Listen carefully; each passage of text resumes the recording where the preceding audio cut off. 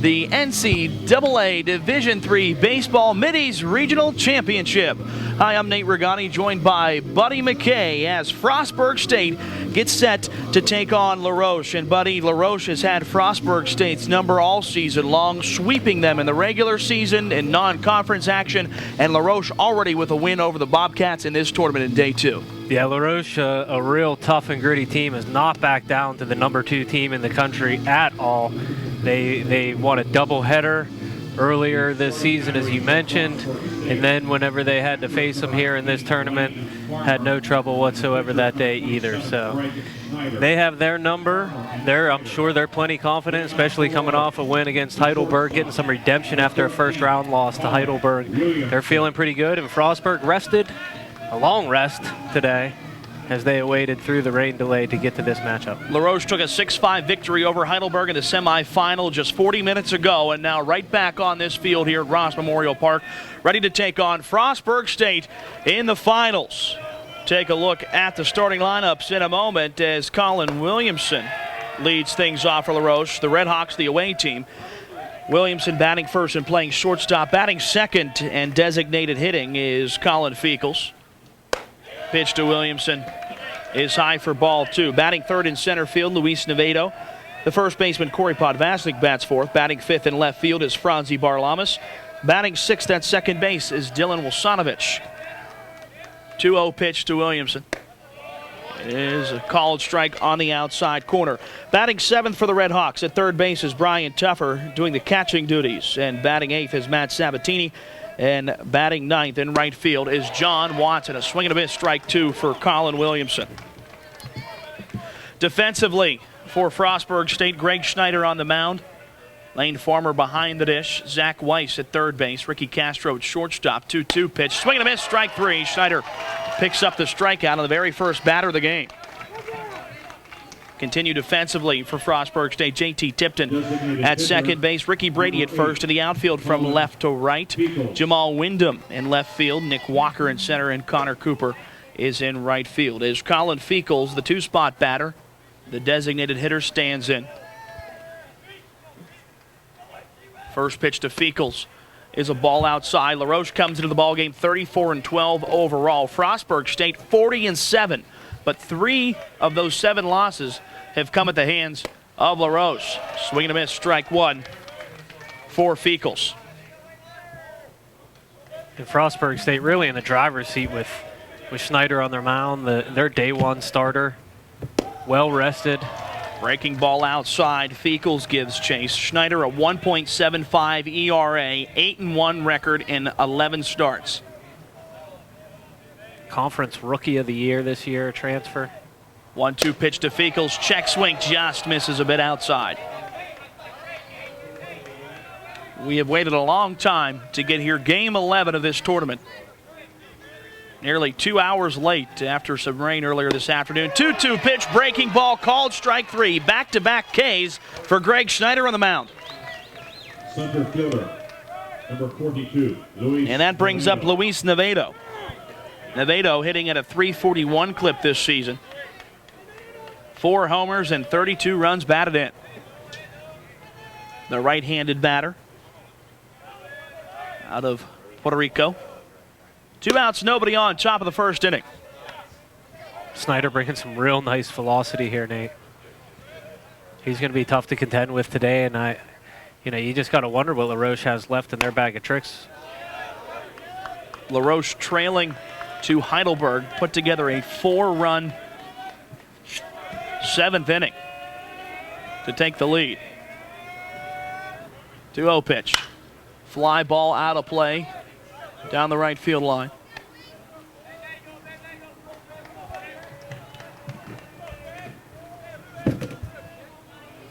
Two balls, 1 strike, the count to Luis Navedo, the center fielder.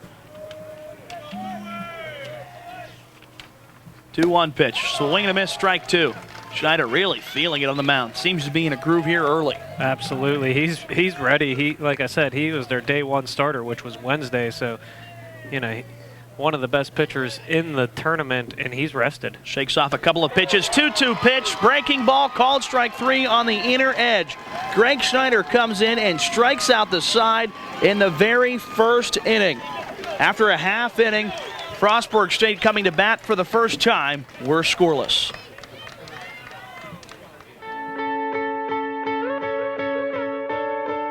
Hi, I'm Joe Girardi. In baseball and in life, curveballs can be thrown at you. My mom was diagnosed with ovarian cancer when I was 13 years old. The doctors gave her just 6 months to live, but they didn't know my mom. She was a fighter. Instead of 6 months, my mom lived for 6 more years. Since there's no screening test for ovarian cancer, most cases are diagnosed late when survival rates are low. But if diagnosed early, survival rates are high. Early detection is the key to survival. Women should see their doctor if they experience symptoms such as bloating, abdominal pain, trouble eating, or frequent urination for more than 2 weeks. Ovarian cancer is more than a woman's disease. It affects the entire family. Believe me, I know. Join me to break the silence on ovarian cancer. Visit the National Ovarian Cancer Coalition at ovarian.org to find out more.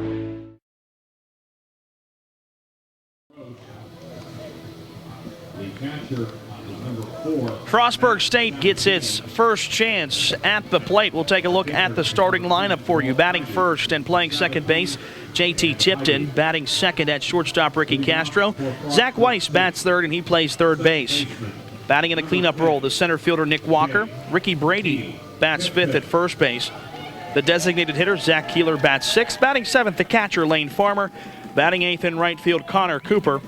And batting ninth and playing left field is Jamal Wyndham. Defensively for La Roche, Walt Hyduke on the mound. Matt Sabatini behind the dish. Brian Tuffer at third. Colin Williamson at shortstop. Dylan Wilsonovich at second base. Corey Podvaznik at first. In the outfield, it's Franzi Barlamas in left. Luis Navedo in center. And John Watson in right field. JT Tipton, the second baseman, stands in as we get ready for the first pitch of the bottom of the first inning. 0-0 your score here in this NCAA Division III Mideast Regional Baseball Final. Frostburg and La Roche meeting on day 2. Hyduke was the starter that day, a 4-3 victory in which Frostburg also left 12 men on base. Now, why not go back to Hyduke? After picking up the win for La Roche, 0-1 pitch now, outside. Hyduke this year a 7-1 record, a 4.22 ERA. 1-1 pitch, ball that just misses low. 2 balls and a strike the count. JT Tipton this year batting at .295. Does have 1 home run and 19 RBIs. 2-1 pitch misses low as well. 3 balls and a strike.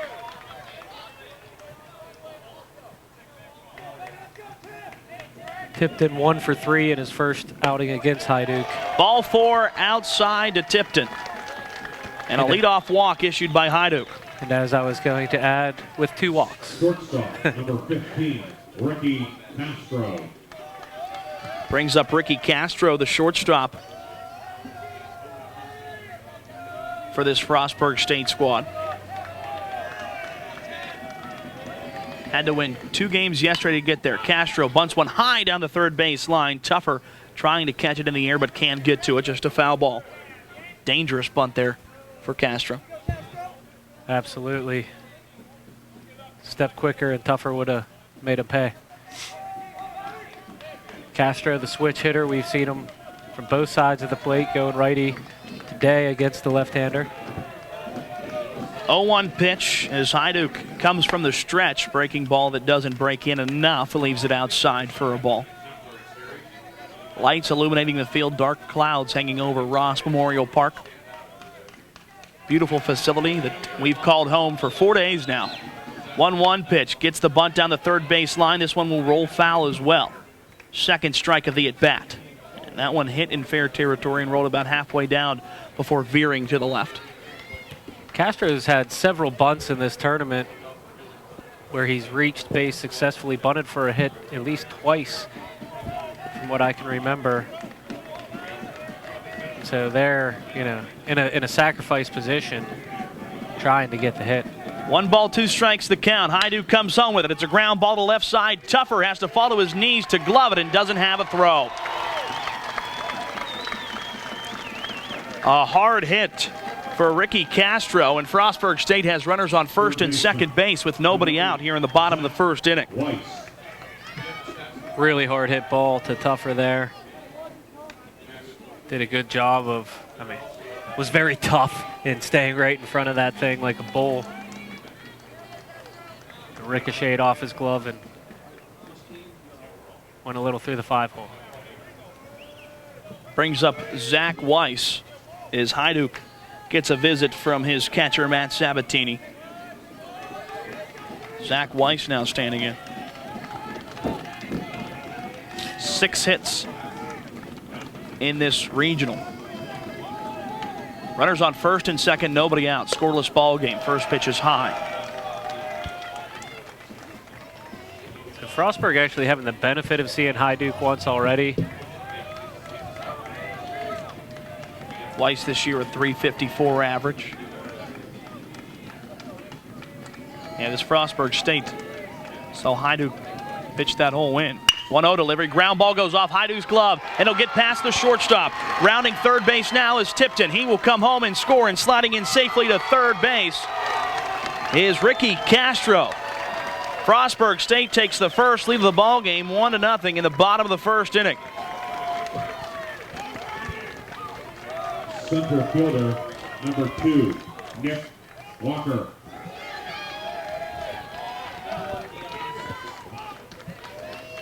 Brings up Nick Walker. Runners on the corners now. Weiss at first, Castro at third, and JT Tipton home to score. 1-0 Bobcats. Yeah, chance Weiss could have advanced there, but playing it safe with nobody out at this point. Walker now standing in the cleanup spot batter. Still nobody out in this inning. Hajduk's first pitch. Called strike on the outside corner to Walker. He used that backdoor breaking ball very effectively the first time against Frostburg State on Thursday. Walker with a .371 average this year. 0-1 pitch. Breaking ball that falls low. To go along with his average. 7 homers, 53 RBIs. A .613 slugging percentage. That leads his team. 1-1 pitch. Walker smacks one out of play down the right field line. A leadoff walk to JT Tipton. Ricky Castro with a single, runners on first and second base, and Weiss with an RBI single to score Tipton so far in this inning. 1-0 Frostburg State. 1-2 pitch. Walker looks at a called strike 3, the first out of the inning. First baseman, number 6, Ricky Brady. 6th strikeout of the tournament for Walt Hajduk on the mound. Second time he struck out Walker looking. And now Ricky Brady, the big man, first baseman, gets ready. And, buddy, we saw him stroke one deep out to right center field the other night. Now bounces one foul towards first. Yeah, big man swings hard, hit a laser beam over that right center field and headed way into that soccer field, probably 395 feet into the power alley. 0-1 pitch. Brady pops one up. Middle of left center field. Strolling over is Barlamas, who makes the catch. Now tagging from third is Castro. Throw comes into the plate, not in time. A sacrifice fly for Ricky Brady. Scores Ricky Castro. And now a 2-0 Frostburg State lead. Frostburg State really pounds the baseball, the kind of team we mentioned last game, how they're leading the tournament in runs scored by a large margin. And they're the kind of team that can buzzsaw you quickly if you're not careful. Now that brings up Zach Keeler. Runner on first base. 2 outs here for Frostburg State, bottom of the first inning. First pitch to Keeler, a called strike.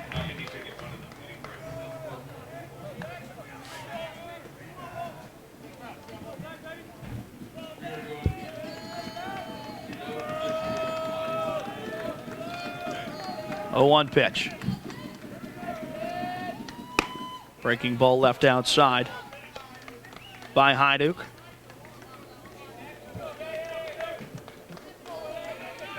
Keeler this season batting .353 with 2 home runs, 28 RBIs.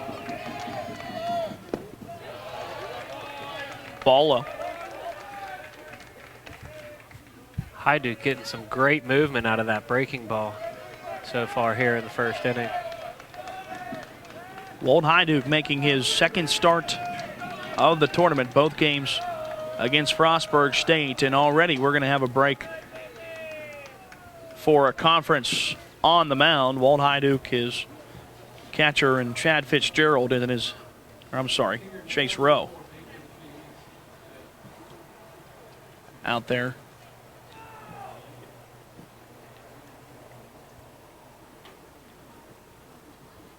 Frostburg State getting here with a 16-2 conference record. Tournament champions out of the Capital Athletic Conference. 6th time the Bobcats have made the NCAA regionals.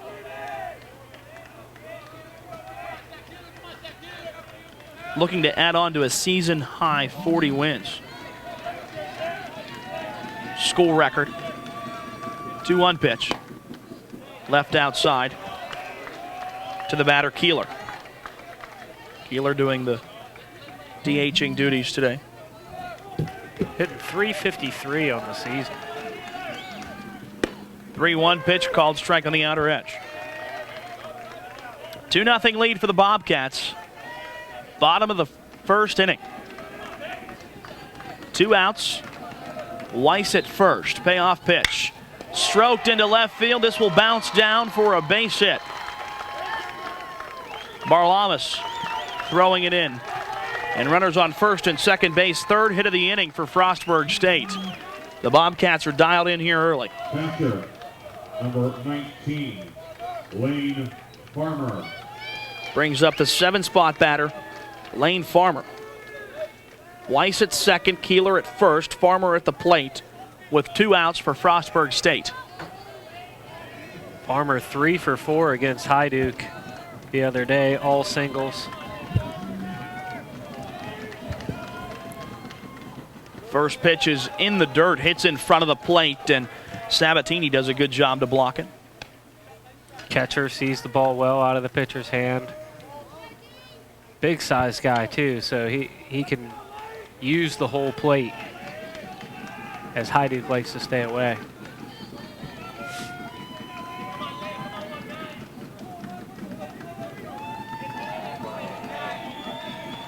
One-0 pitch to Farmer. Strokes one into left field. Barlamas tracking it down, takes a few steps to his right and makes the catch, and that ends the first inning, but a good one for Frostburg State, picking up 2 runs on 3 hits, a walk, leave 2 guys on. After 1, the Bobcats in control 2-0 over La Roche in the Mideast Regional Finals. Throughout America, there are sanctuaries beyond the city limits where we can return to our place in the natural world, to relax, to rejuvenate, to reflect. Whether it's being together by a cool stream or alone under a big sky, our national forests and wilderness areas let us revel in beauty and be free. And even when we can't visit, it's a comfort knowing that nature is there waiting to take us in, to nourish us, to provide for our needs. But our forests are being devastated by disease and fires every year. Now it's up to us to replenish what has been lost, to return nature's favor. The Arbor Day Foundation asks for your help in replanting our national forests, so they'll be there for us, for future generations, and for those with whom we share our planet. Visit arborday.org. See what we're doing. See how you can help.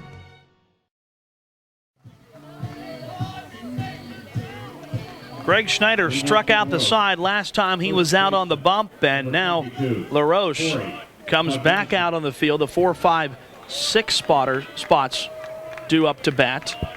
Corey Podvaznik, Franzi Barlamas, and Dylan Wilsonovich. Podvaznik, the first baseman for the LaRoche Redhawks. Schneider winds and deals, and that one way past the catcher. Away. Just a bit outside. Well outside of Podvaznik. Tried the corner and missed.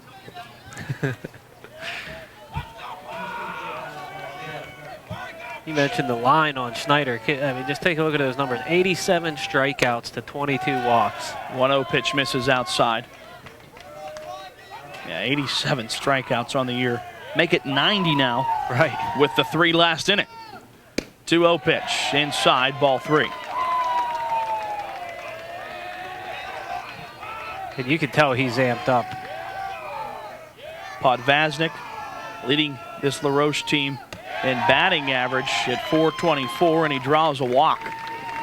Schneider let 2 of them get away from him. And that's the first base runner of the game for the Redhawks. Franzi Barlamas. Franzi Barlamas now to bat. Barlamas with a .317 average on the year has started 45 games.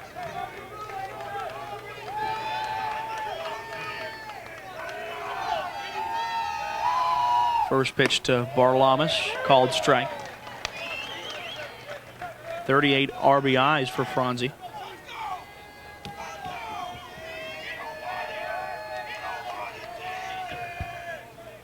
Oh, 1 pitch. Squares around for a bunt, but pulls it back as Schneider delivers one low and away. 1 ball, 1 strike, the count.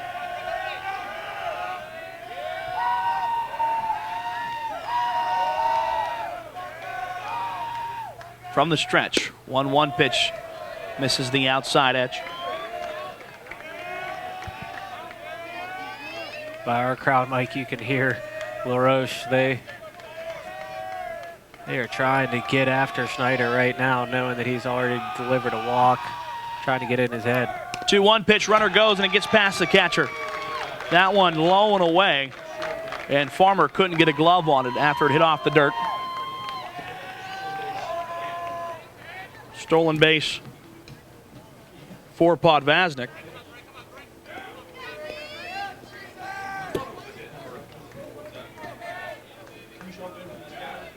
Three balls, 1 strike, the count, nobody out. Top of the first inning. Top of the second inning, rather, for LaRoche. Down 2-0 to Frostburg State. 3-1 pitch coming from Schneider.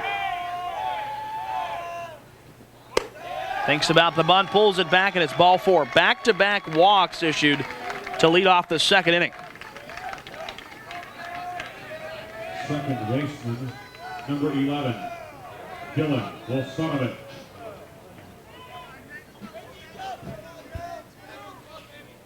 As Wilsonovich comes to bat.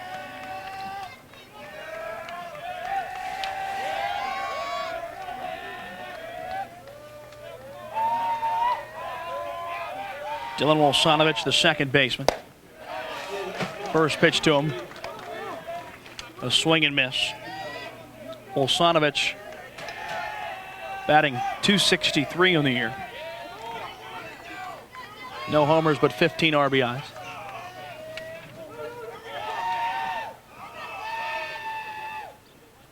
Oh, 1 delivery. Squares around for the bunt and pops it up into the netting behind home plate. Now behind in the count, 0-2.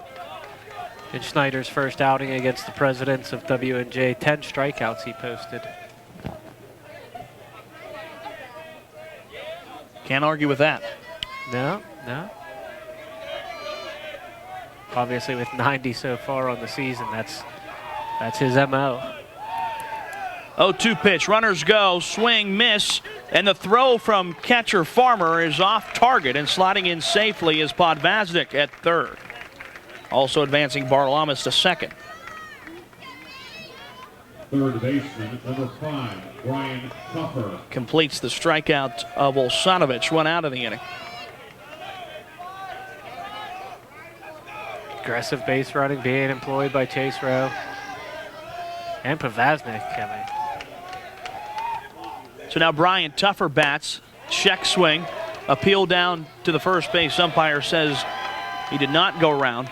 Ron Brown at home, Tony Turk at first base, Joe Kimbrough at second, Bob Lothian at third. Your umpiring crew for this game.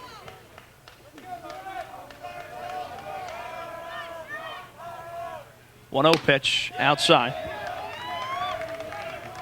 Tougher this season, batting .333. Most at bats on his team, but just one home run and has smacked home 35 runs. 2-0 pitch is high and above the head of Tuffer. After a great first inning, Schneider really struggling with control. Tuffer's second best batting average in this tournament on his team at .357. He started and played in 5 games now, and we'll have a conference on the mound. Frostburg State led by head coach Guy Robertson in his 8th season. Now over 220 wins. Robertson's second most at Frostburg for a head coach in wins, named the Capital Athletic Conference Coach of the Year this season. Second trip to the NCAA Regional for Robertson's Bobcats, and the first since 2011.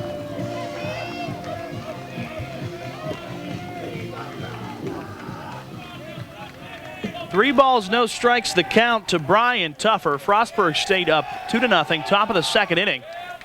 But LaRoche knocking on the door here with 2 runners in scoring position. 3-0 pitch is high and away, ball 4.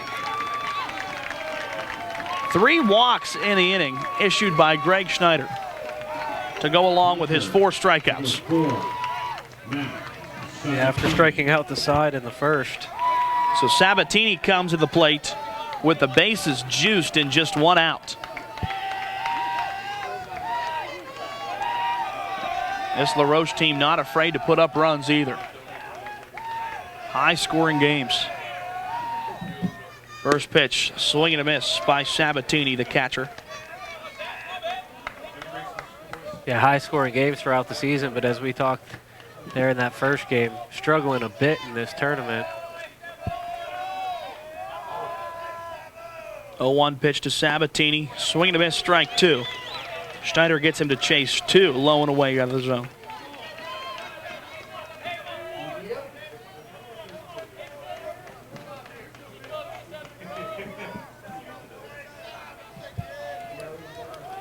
No balls, 2 strikes, 1 out to Sabatini. Offers at a pitch, and home plate umpire Ron Brown says he won a round, strike 3. 5th strikeout of the game for Greg Schneider. Been trying to get out of this inning after issuing 3 walks. Bases loaded, 2 outs. Frostburg State up 2-0, but in serious danger here of giving up a couple of runs. And the 9-spot batter John Watson stands in. First pitch to Watson, low and away, and Farmer has to block it, and he does so well. He's getting worked right now, Farmer. Schneider all over the place. Farmer has to be on its toes back there right now. 1-0 pitch, called strike. And if I'm Watson, I was waiting for that. I might be taking 2 in this position.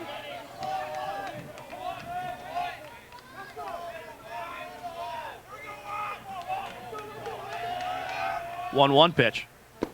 Swing and a miss, strike 2. That one low and in the dirt, but Watson went chasing downstairs.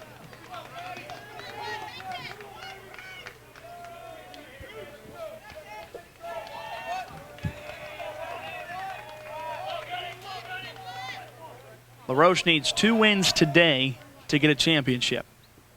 1-2 pitch stroked into right field. This drops down for a base hit. Rounding home plate now, Corey Podvasnik. Play at the plate.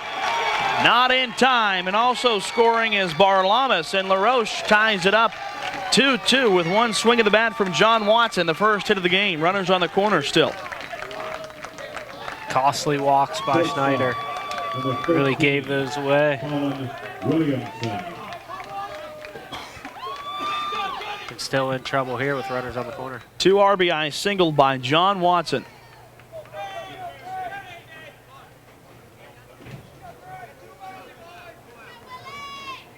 So Tuffer stands at third, Watson at first. 2 outs, top of the second inning, and we have a tie ball game. As Williamson gets set to bat, struck out his first time up an inning ago. First pitch to Williamson. Fastball, low.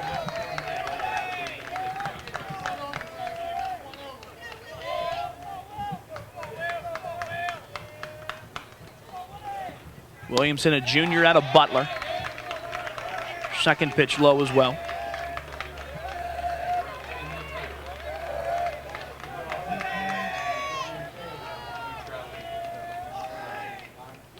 Shortstop Ricky Castro cheating towards the bag at second.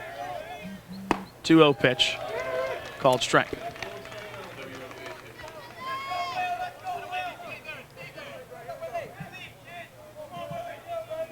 Change the score graphic for you. 2-1 pitch, swing and a miss, strike 2. And Williamson adjusts his batting gloves.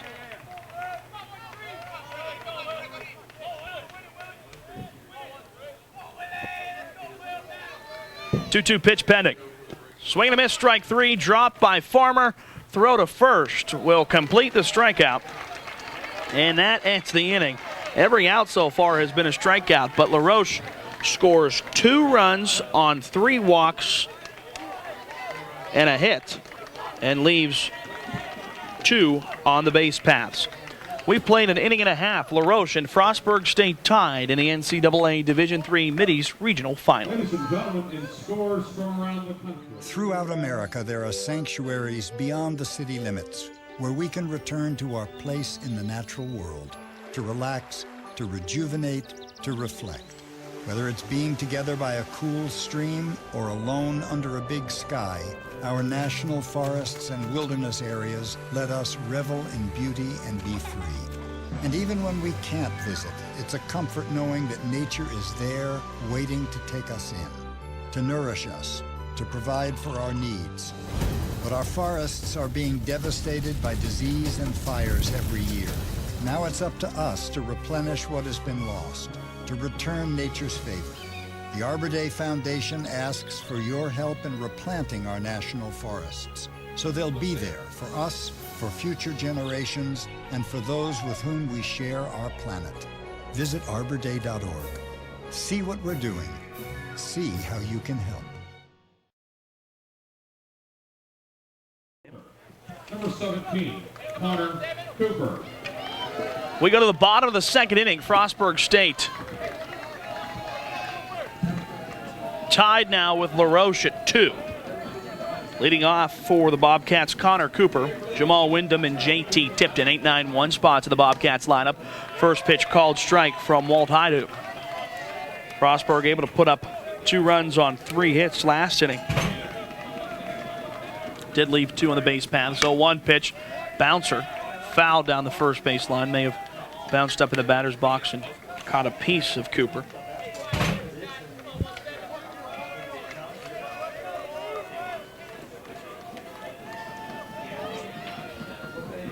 Oh, 2 pitch, fly ball.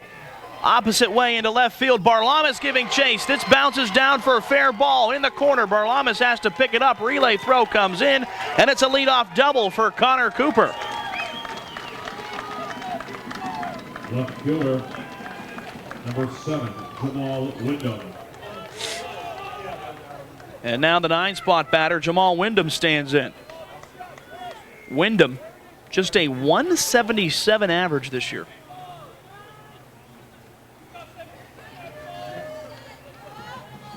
No home runs, but 6 RBIs. Saw him come in relief in right field last night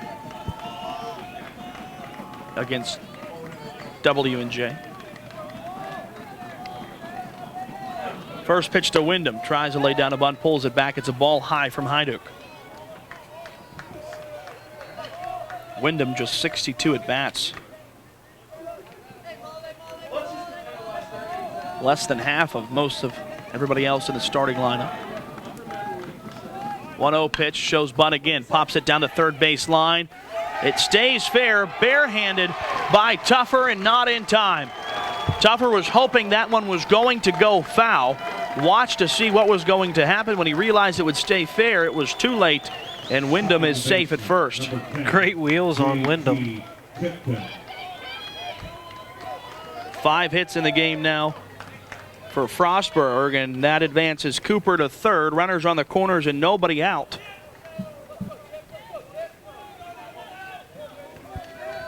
Two-two ball game, bottom of the second inning.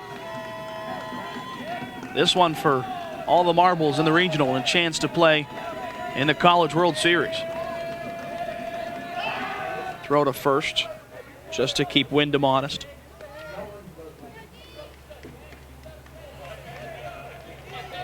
Frostburg State producing offensively, but a couple of walks last inning allowed LaRoche to get back in it. Ball outside to the batter, JT Tipton. Tipton walked last inning and scored on the RBI single by Zach Weiss.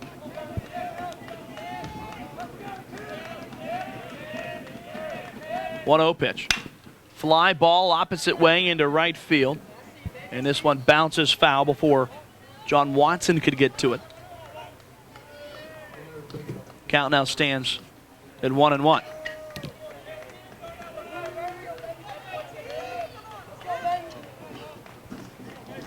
JT Tipton, sophomore out of Abingdon, Maryland.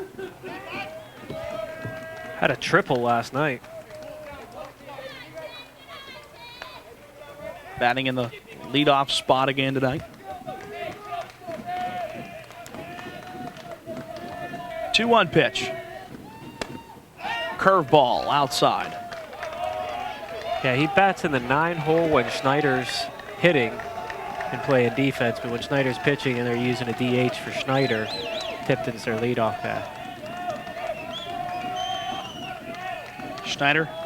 Hajduk shakes off a couple of pitches. Now the 3-1 delivery, called strike on the outside corner. Tipton wanted ball 4. Yeah, right there on the edge. Could have went either way.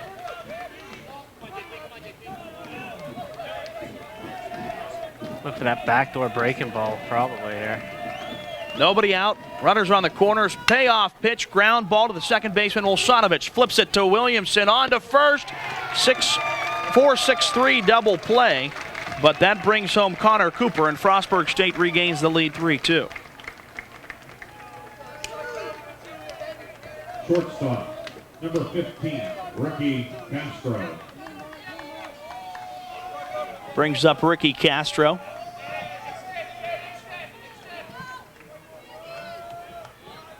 First pitch to Castro, stroked into left field. This one bounces down for a single. Frostburg State just, we talked about 28 hits last night in the game, 15 by Frostburg State, and they have just picked up right where they left off. They're swinging it well today. Leading by a run. 6 hits in this ball game already. In the bottom of the second, 2 outs. Castro at first and Zach Weiss at the plate. First pitch to Weiss, through the hole in the infield on the left side. This one rolls into left field. Back-to-back base hits for the Bobcats.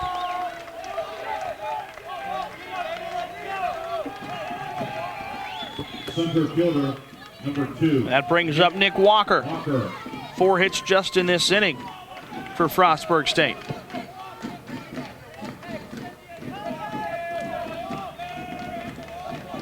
Hajduk, the lefty, looking in, pitching from the stretch with runners on. Walker struck out looking his last time up. And once time.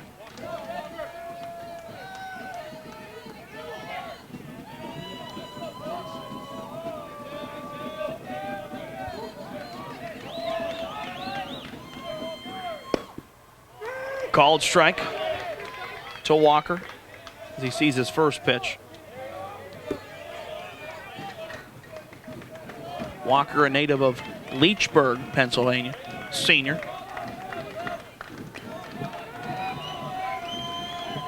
Oh, 1 delivery. Line drive up the middle, gets past the pitcher. Rounding third now and coming home to score is Ricky Castro. An RBI single for Nick Walker. 3 base hits strung together. Makes it a 4-2 lead for the Bobcats here in this final game. 8 hits. Coach Rowe going to get some action in the bullpen. First baseman. He better. 6, Ricky Brady. Because right now this Frostburg State team is dialed in to Walt Heiduch on the mound. Ricky Brady back up, had a sacrifice fly in the first inning to score Castro. Castro with 2 runs scored now. First pitch to Brady, a called strike.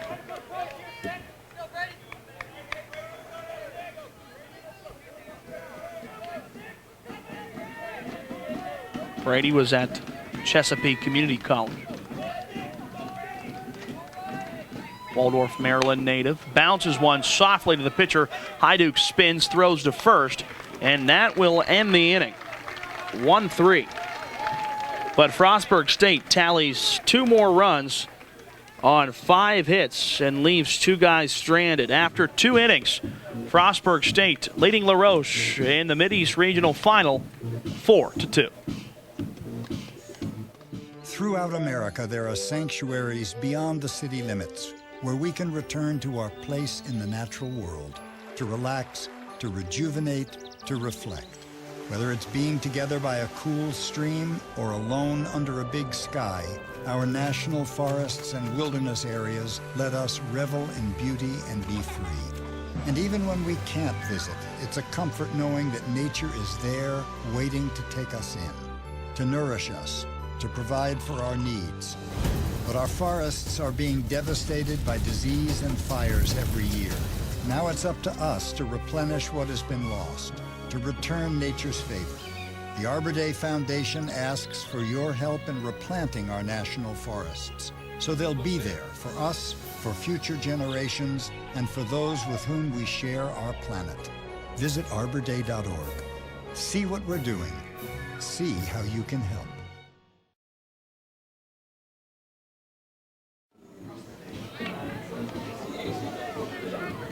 La Roche with another opportunity at the plate as we go to the top of the 3rd inning. Colin Feekles, Luis Nevedo, and Corey Podvasnik due to bat this inning. 2, 3, and 4 spots for La Roche.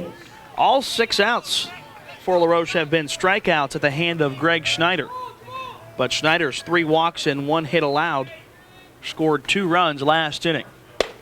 As Feekles leads things off and leaves the ball upstairs. And really, Schneider has to get things under control here. Pitching well, but too many outside of the zone.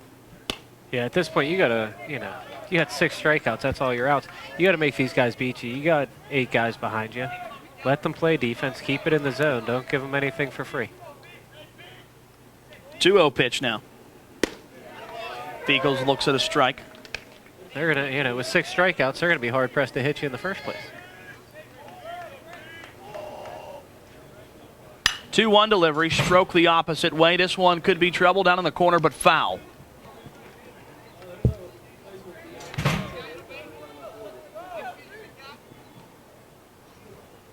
Count now even at 2-2 for Feekles. Struck out looking his first time at bat.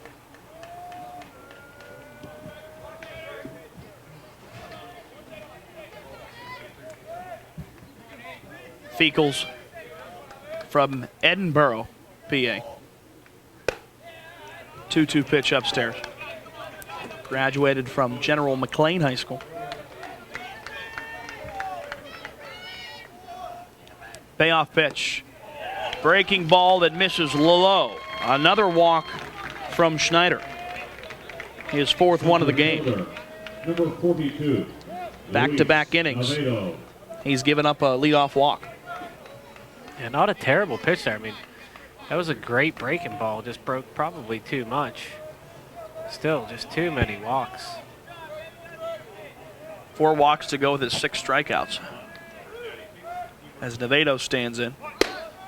ball high. Nevada, one of those strikeouts, a victim.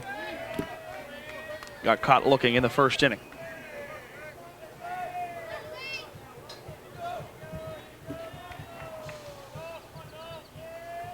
One-0 delivery. Squares around a bunt, pulls it back, and it goes off the dirt. And easily taking second base is Feekles, as Farmer has to chase it.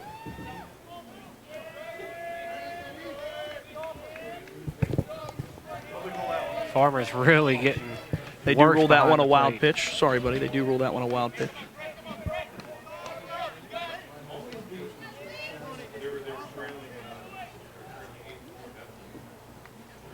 Appeal down to the first base umpire, says Nevada did not go around. 2 balls, no strikes.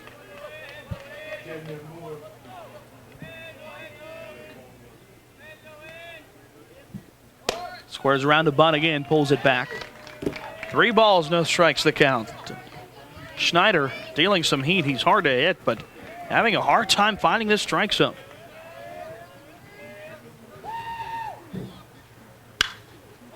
Delivers 1 strike, and Nevada pops this one up down the first base line behind the bag, foul territory, and Ricky Brady tracks it down and makes the grab. First out of the inning, Feekles holds it second. First baseman, number 22. 1 down in the inning. First out made by a glove. You're right. Top of the third, LaRoche trailing Frostburg State 4-2. Runner at second base with 1 down for the Red Hawks. Podvazdik drew that first walk, was the first base runner in the game, in the second. Takes a strike at the knees.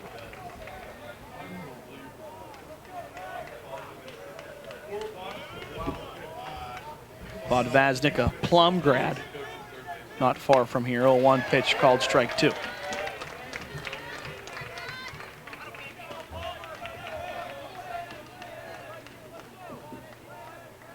Rocking the stirrups. Haha, nice. Old school there. 0-2 pitch. Fouled out of play down the third base side. That's what I always wore when I played baseball. That was my favorite. My dad liked it, so I did it for my dad. I think I retired the stirrups at about 15. 0-2 pitch. Breaking ball, called strike 3. Great pitch there from Schneider, and another strikeout. His 7th of the game, and we're just in the third inning. Yeah, he's got to stay in the zone. When he's in the zone, he's hard to hit. Brings up Barlamas, who walked last inning and scored a run. First pitch to him, a called strike. Schneider finding a groove now.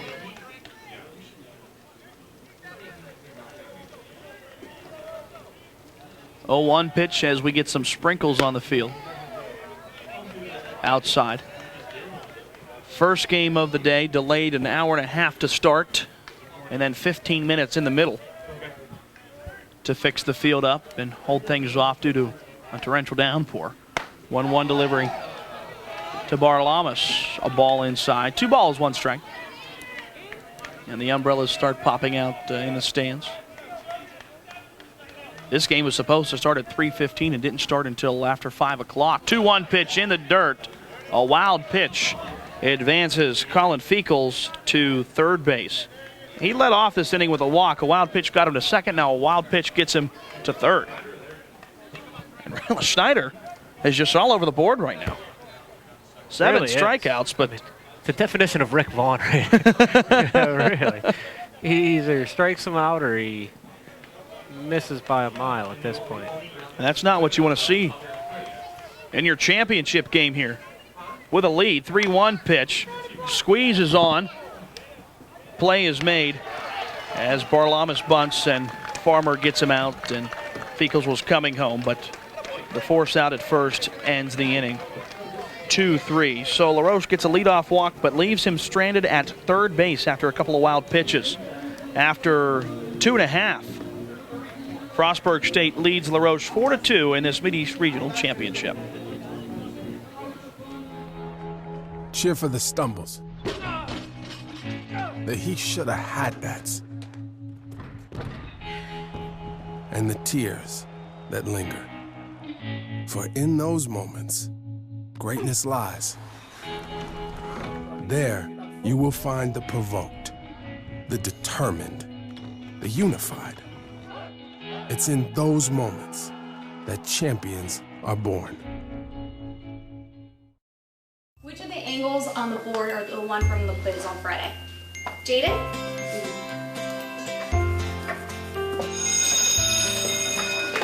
Research shows more and more 12 to 15-year-olds have arteries similar to that of a 45-year-old. But it doesn't have to be that way. Don't let your children grow up too fast. Encourage them to act their age through regular exercise and healthy eating. State.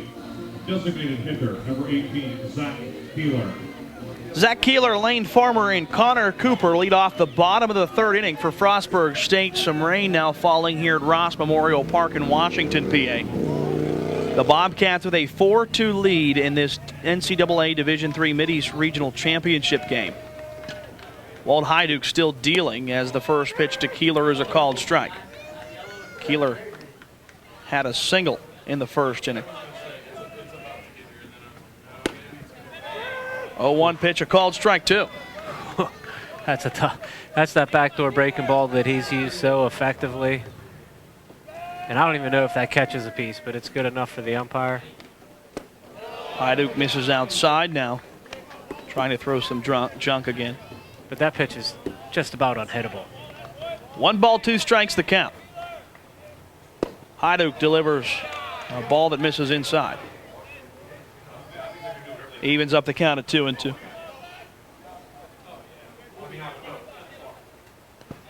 Hyduk then hits the dirt in front of the plate. Rain falling steadily. Getting a bit more relentless. A 4-2 lead for Frostburg State, bottom of the third inning. Zach Keeler leading things off. We'll need to get a towel here, I would imagine, for the ball. Payoff pitch coming. Popped up opposite way, hanging in there, and this one is out of play, but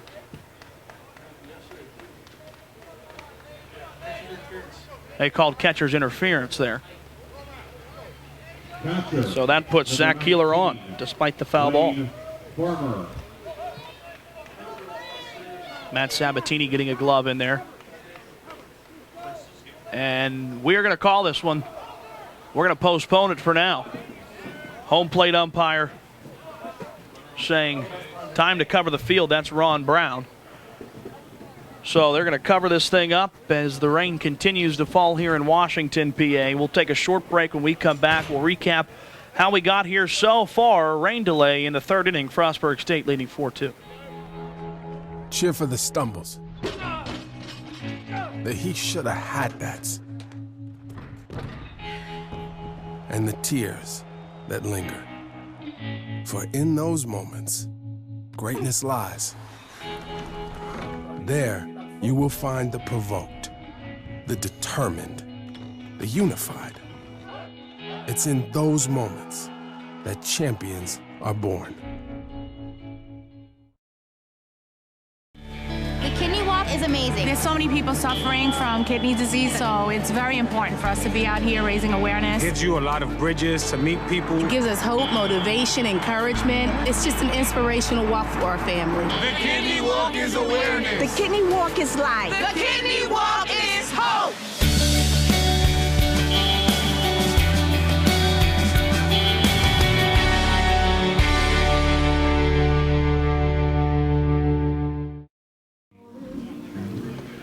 Another delay in the action. We had 2 of them earlier this afternoon, make this the third one, but the first one of this championship game where Frostburg State currently leads La Roche 4-2. Let's recap the game for you. Frostburg State jumped out to the lead in the bottom of the first inning. JT Tipton led off with a walk. Ricky Castro then singled. Runners on first and second base. Zach Weiss came in and smacked an RBI single that scored JT Tipton 1-0. And then a strikeout by Walker. Ricky Castro able to get to third base on that Weiss single. Ricky Brady then hit the sacrifice fly that scored Castro and made it 2-0 after 1 inning in favor of Frostburg State. But then in the second, LaRoche answers.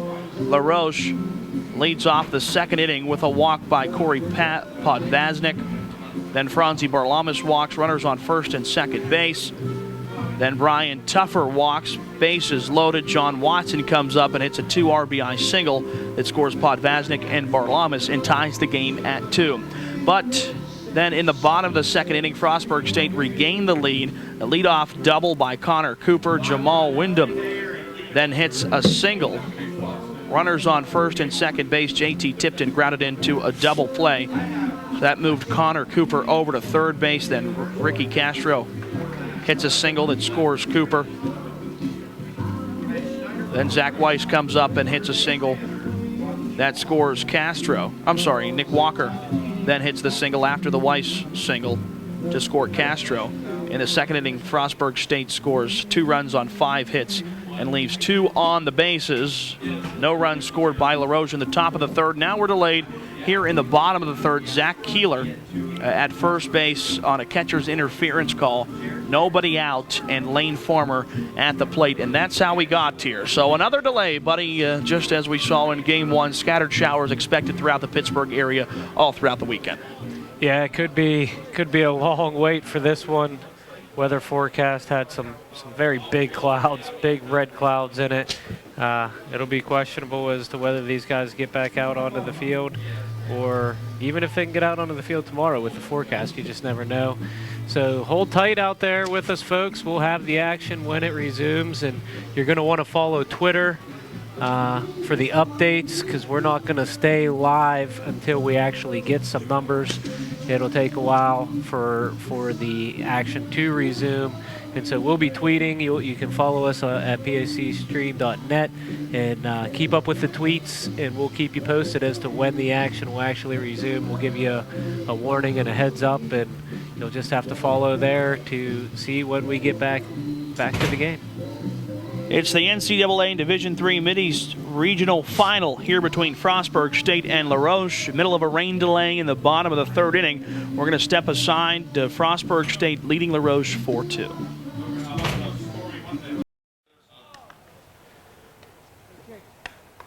Well, after over a 3-hour rain delay, we are back here at Roche Memorial Park and ready to bring you the conclusion of the NCAA Division III Baseball Mideast Regional Championship game. Nate Rigotti, and now joining me, Randy Gore. Buddy McKay has left for the evening within that rain delay. It's been a long day for all of us here at Roche Memorial Park. An hour and a half delay to start Game 1 today, a 20-minute delay in there, and then starting this game nearly 2 hours late, and then the over 3-hour rain delay here in the bottom of the third inning. Let's catch you up to where we are.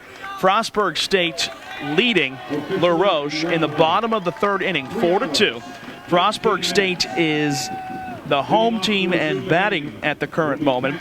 Zach Keeler led off the third inning and got to first base via a catcher's interference.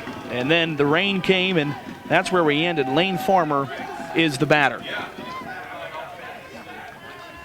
Well, it's been a long day. Got a little bit longer with that rain delay, but here we are. And looking at the radar, things have cleared up, and it looks like they've cleared up for good. So I think we're going to see this one to a conclusion, and we'll find out in a matter of maybe an hour or so who is going to the Division III College World Series. And as you can imagine, pitching changes for both teams. Now on the mound for LaRoche is David Lemley, and his first pitch is a ball. Nobody out in this inning. Bottom of the third, 4-2 Frostburg State. Lemley this season, a 4.10 ERA, a 3-3 record, and over 37 innings of work.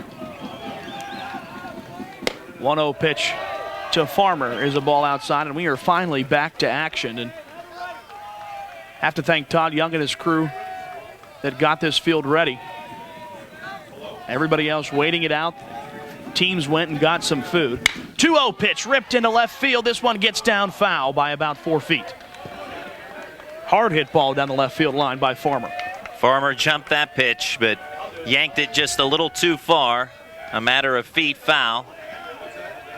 And Lane Farmer has had himself a fine regional, as He checked signs with the head coach of the Bobcats of Frostburg, Guy Robertson. But Farmer has been outstanding both offensively and behind the plate. Ball bounces, hits the dirt, but the catcher, Matt Sabatini, able to block it and keep it in front of him. Count now stands at 3 balls and a strike. I know we've had plenty of time to mull over who we might select on the all-tournament team, and he's certainly a guy that has been talked about. Check over to first base. Keeler back in, standing up. Yeah, definitely Lane Farmer. An outstanding job at the plate and behind the dish, doing the catching duties. 3-1 pitch misses low and away, ball 4. So runners on first and second base, bottom of the 3rd inning in this Mideast Regional Championship game. We mentioned Lemley, the new pitcher. Walt Hyduke, 2+ innings of work, 8 hits. He is still responsible for Keeler, 1 strikeout, 1 walk. Might be a good thing for LaRoche. Frostburg State had seen Hyduke earlier in this tournament and kind of had his number there to begin the game. First strike to Cooper. Another thing you have to think about from the LaRoche perspective, Greg Schneider's not in the game anymore. Not that anyone else from the Frostburg pitching staff is any easy delight to face, granted, but when you don't have to go up against a Greg Schneider, you'll be happy about that if you're LaRoche. Oh, Schneider with 7 strikeouts, now 1 stroked into right field. This will bounce down for a base hit. Everybody moves up a base, and Connor Cooper with a single loads the bases. Station to station baseball, and Frostburg State really just picking up where it left off. Doesn't matter the pitcher. With Hyduke gone, now Lemley, a walk and a single, and bases loaded. Nobody out for Frostburg State. Big opportunity here for Jamal Wyndham. Frostburg State leading 4-2 already in this game. Bases juiced, nobody out. Jamal Wyndham at the plate. Wyndham had a single in the 2nd inning, but was doubled up on the tipped-in ground ball.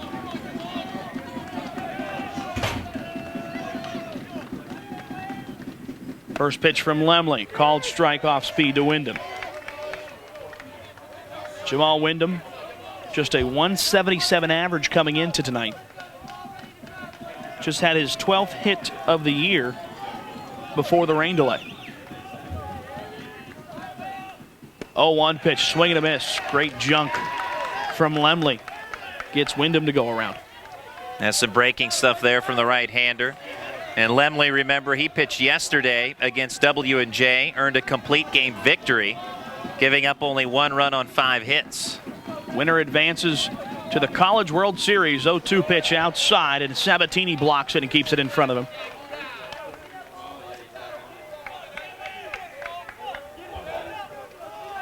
This LaRoche team really has battled in each and every game. Trailing in this one 4-2, and Lemley trying to battle his way through this inning. A strikeout here would be very nice if you're David Lemley. 1-2 pitch to Wyndham. Stroked into left field. On the run is Barlamas. He won't get to it. It'll be an RBI single for Jamal Wyndham that scores Zach Keeler, and Frostburg State takes a 5-2 lead. Late hold sign by Coach Robertson with a runner at third, Lane Farmer. Farmer put on the brakes and then kind of slipped on this wet turf. Remember, we've had a rain delay here for 3 hours and 17 minutes before resuming action. And then that throw going into third baseman Brian Tuffer. Tuffer trying to dive it out with Farmer over the third base bag, but Farmer just a step in front of him. Back-to-back singles by Frostburg State in the bottom of the 3rd inning. That run that scored belongs to Walt Hyduke, who started the game before the rain delay, so the book is closed on him. He gives up 5 runs. Yep, 5 runs on 8 hits, 2+, and now we're going to have a meeting on the mound as here comes LaRoche head coach Chase Rowe.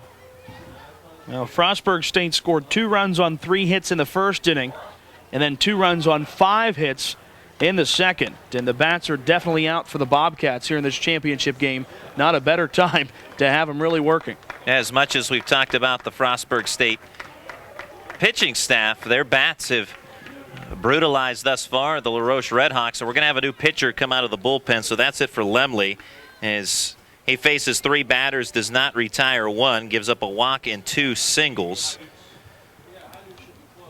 So we'll figure out who your new pitcher is when we come back here on the PAC Sports Network. It's the NCAA Division III Mideast Regional. Frostburg State leading La Roche 5-2 in the bottom of the third inning.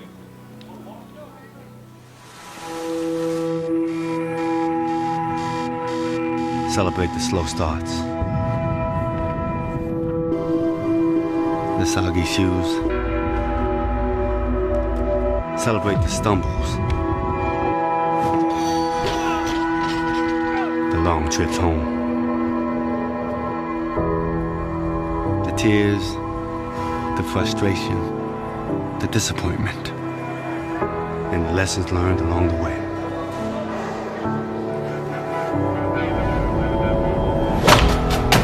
Because in those moments,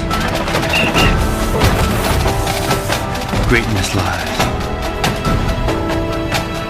There you will find the resolute, the determined, the unified. Those are the moments when champions are born.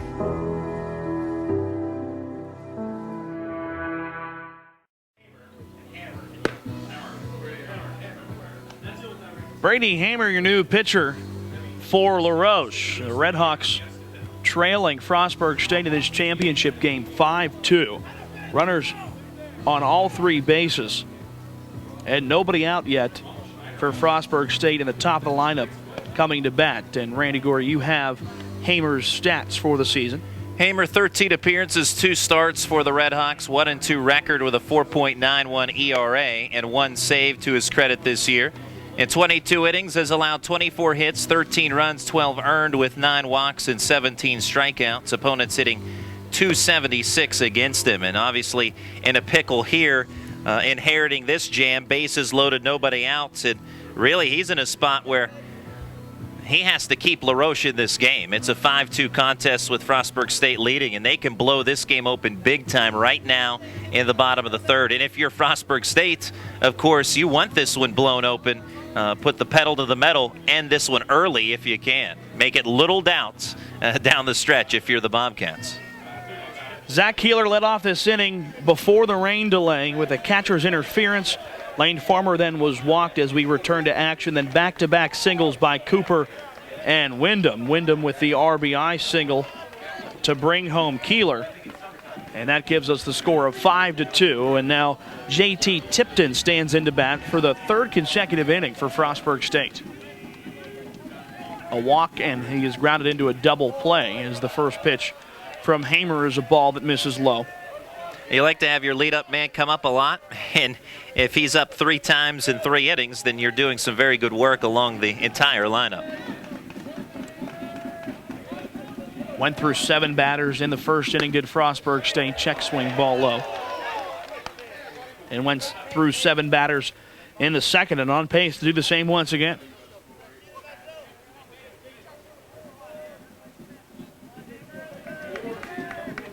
(5-2) the score. 2-0 pitch. Tipton pops one up behind home plate, beyond the press box. Randy, you were alluding to it earlier about the slickness of this turf. We saw it in game 1 twice. Runner stealing second base, overslide the bag and be tagged out. So have to be very cautious of base running now. 2-1 pitch is a ball that misses low. Again, your umpiring crew for this game. Behind home plate, Ron Brown. Tony Turk is at first base. Joe Kimbrew at second. And Bob Lothian at third.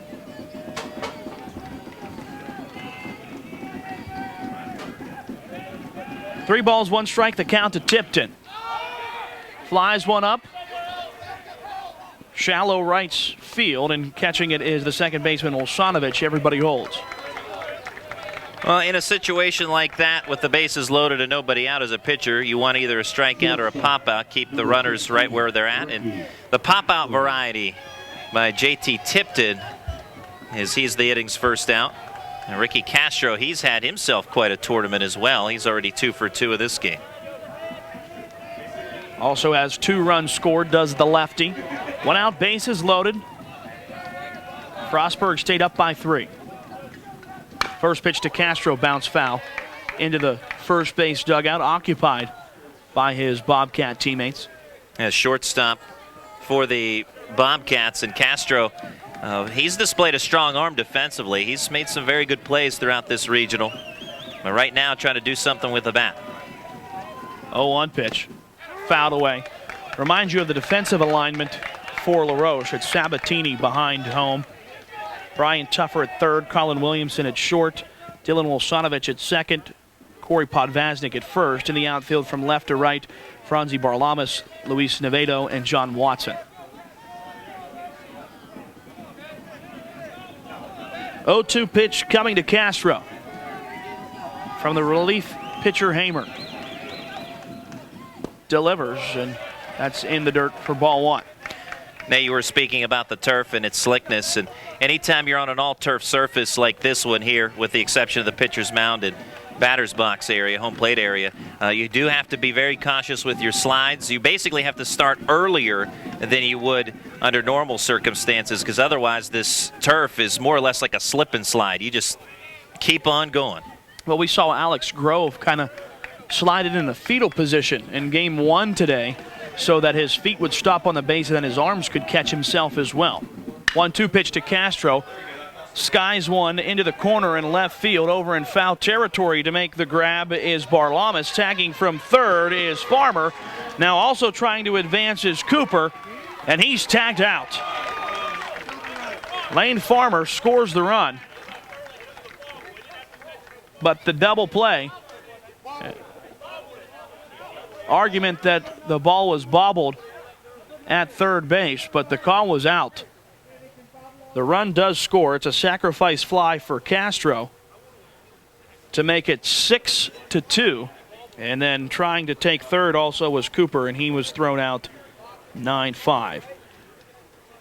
So still an argument on the field here, and now the umpires will clear everybody up. That does end the inning. Frostburg State scores 2 runs on 2 hits and leaves 1 guy on. After 3, it's the Bobcats 6, LaRoche 2 on the PAC Sports Network.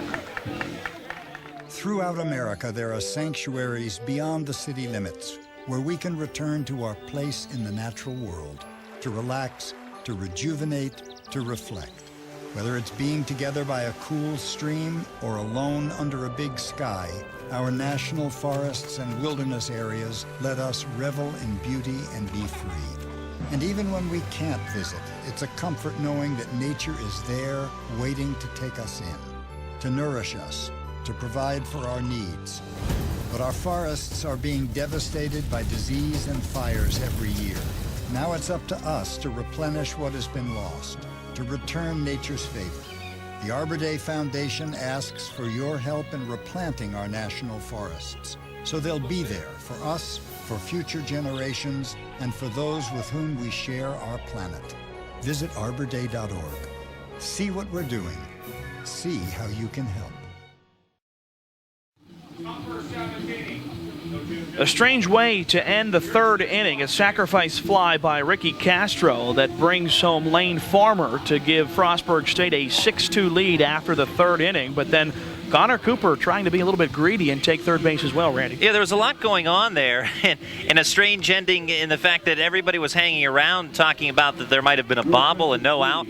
But the way the play, as I saw it go down, and the way it was recorded by the umpires, is Barlamas made the catch on the fly ball hit by Castro, and he actually did a great job because he kind of bobbled it out in foul territory, making the grab. He missed it with the glove, but actually caught it with the bare hand as it caromed to him. Then he fired home. His scoring easily on the sac fly was Farmer, but then trying to take for third and tag from second and take for third was Connor Cooper, as you talked about, Nate. And then the throw from catcher Sabatini was accurate to Brian Tuffer, and the tag laid down on the runner Cooper, and that wrapped up the inning. What turned out to be a sacrifice double play. So it is a 6-2 lead for Frostburg State, but again, could have been a bigger inning for the Bobcats. So LaRoche, while you're going to be disappointed you gave up a pair out of that frame, you're still in the game being down by 4, because that could have been a big crooked number for Frostburg State.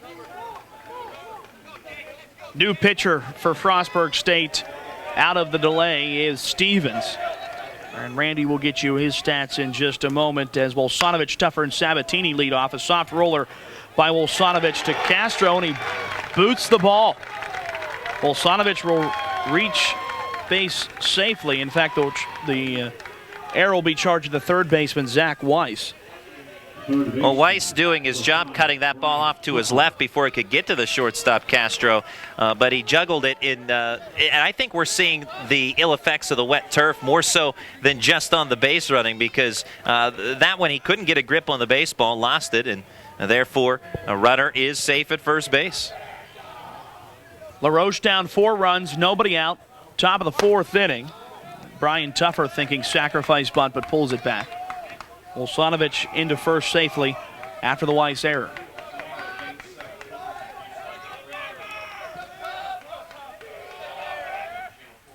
One 0 pitch on its way. Tuffer pulls back the bunt, but takes a strike this time. Count now even at 1-1. Volsanovich on first. Tuffer walked his first time up at the 2nd inning.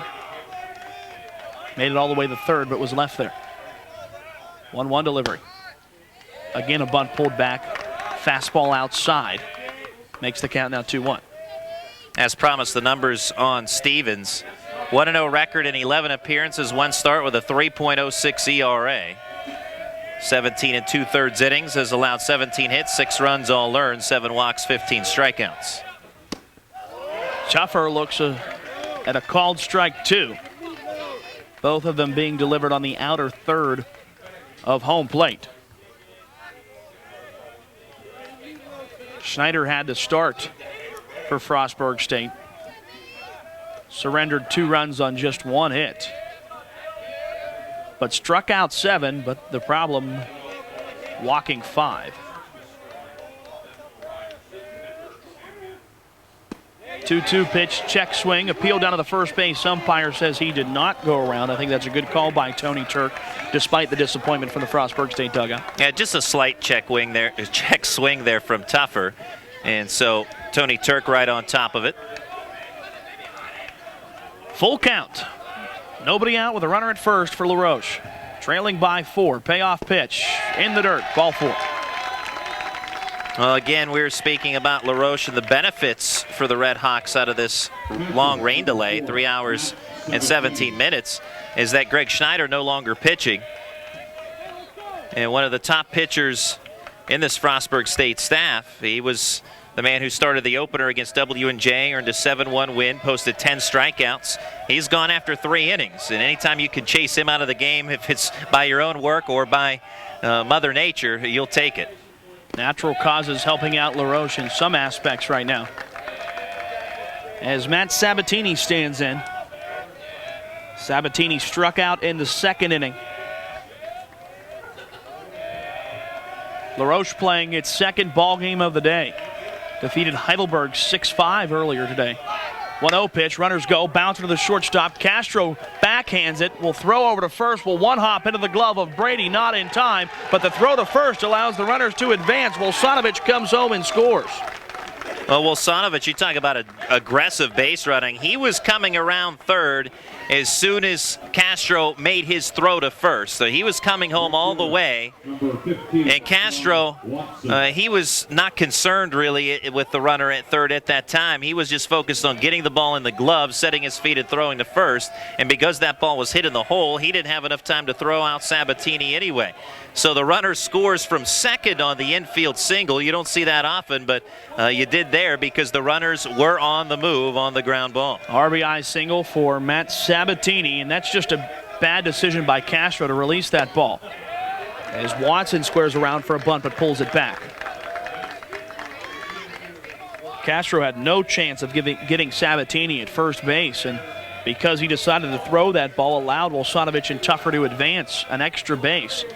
And if he would have held on to it, it would be bases loaded and nobody out for LaRoche instead of a run coming home. 1-0 delivery to Watson. Called strike down the middle. Belt high.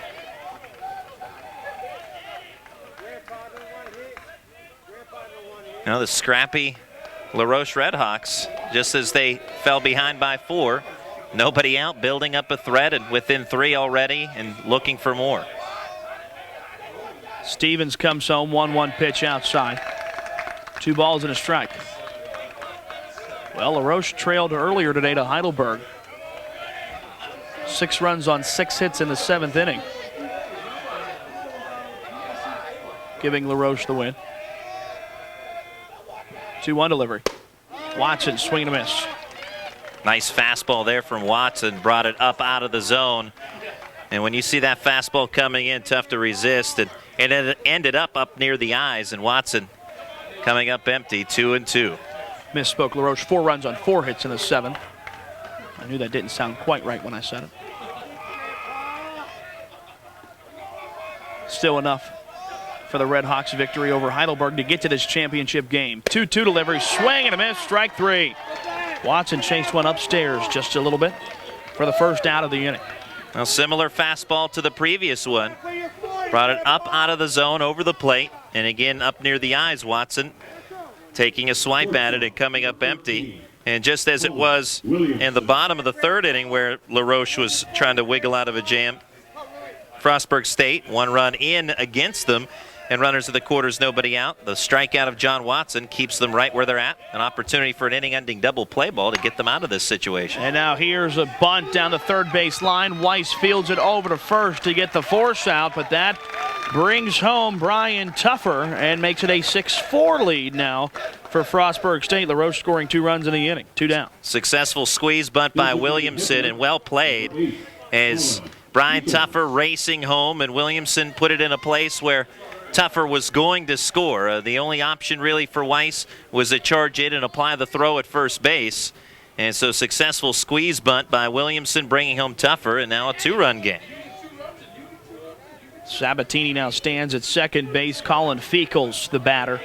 A walk and a strikeout in the game. Breaking ball called strike.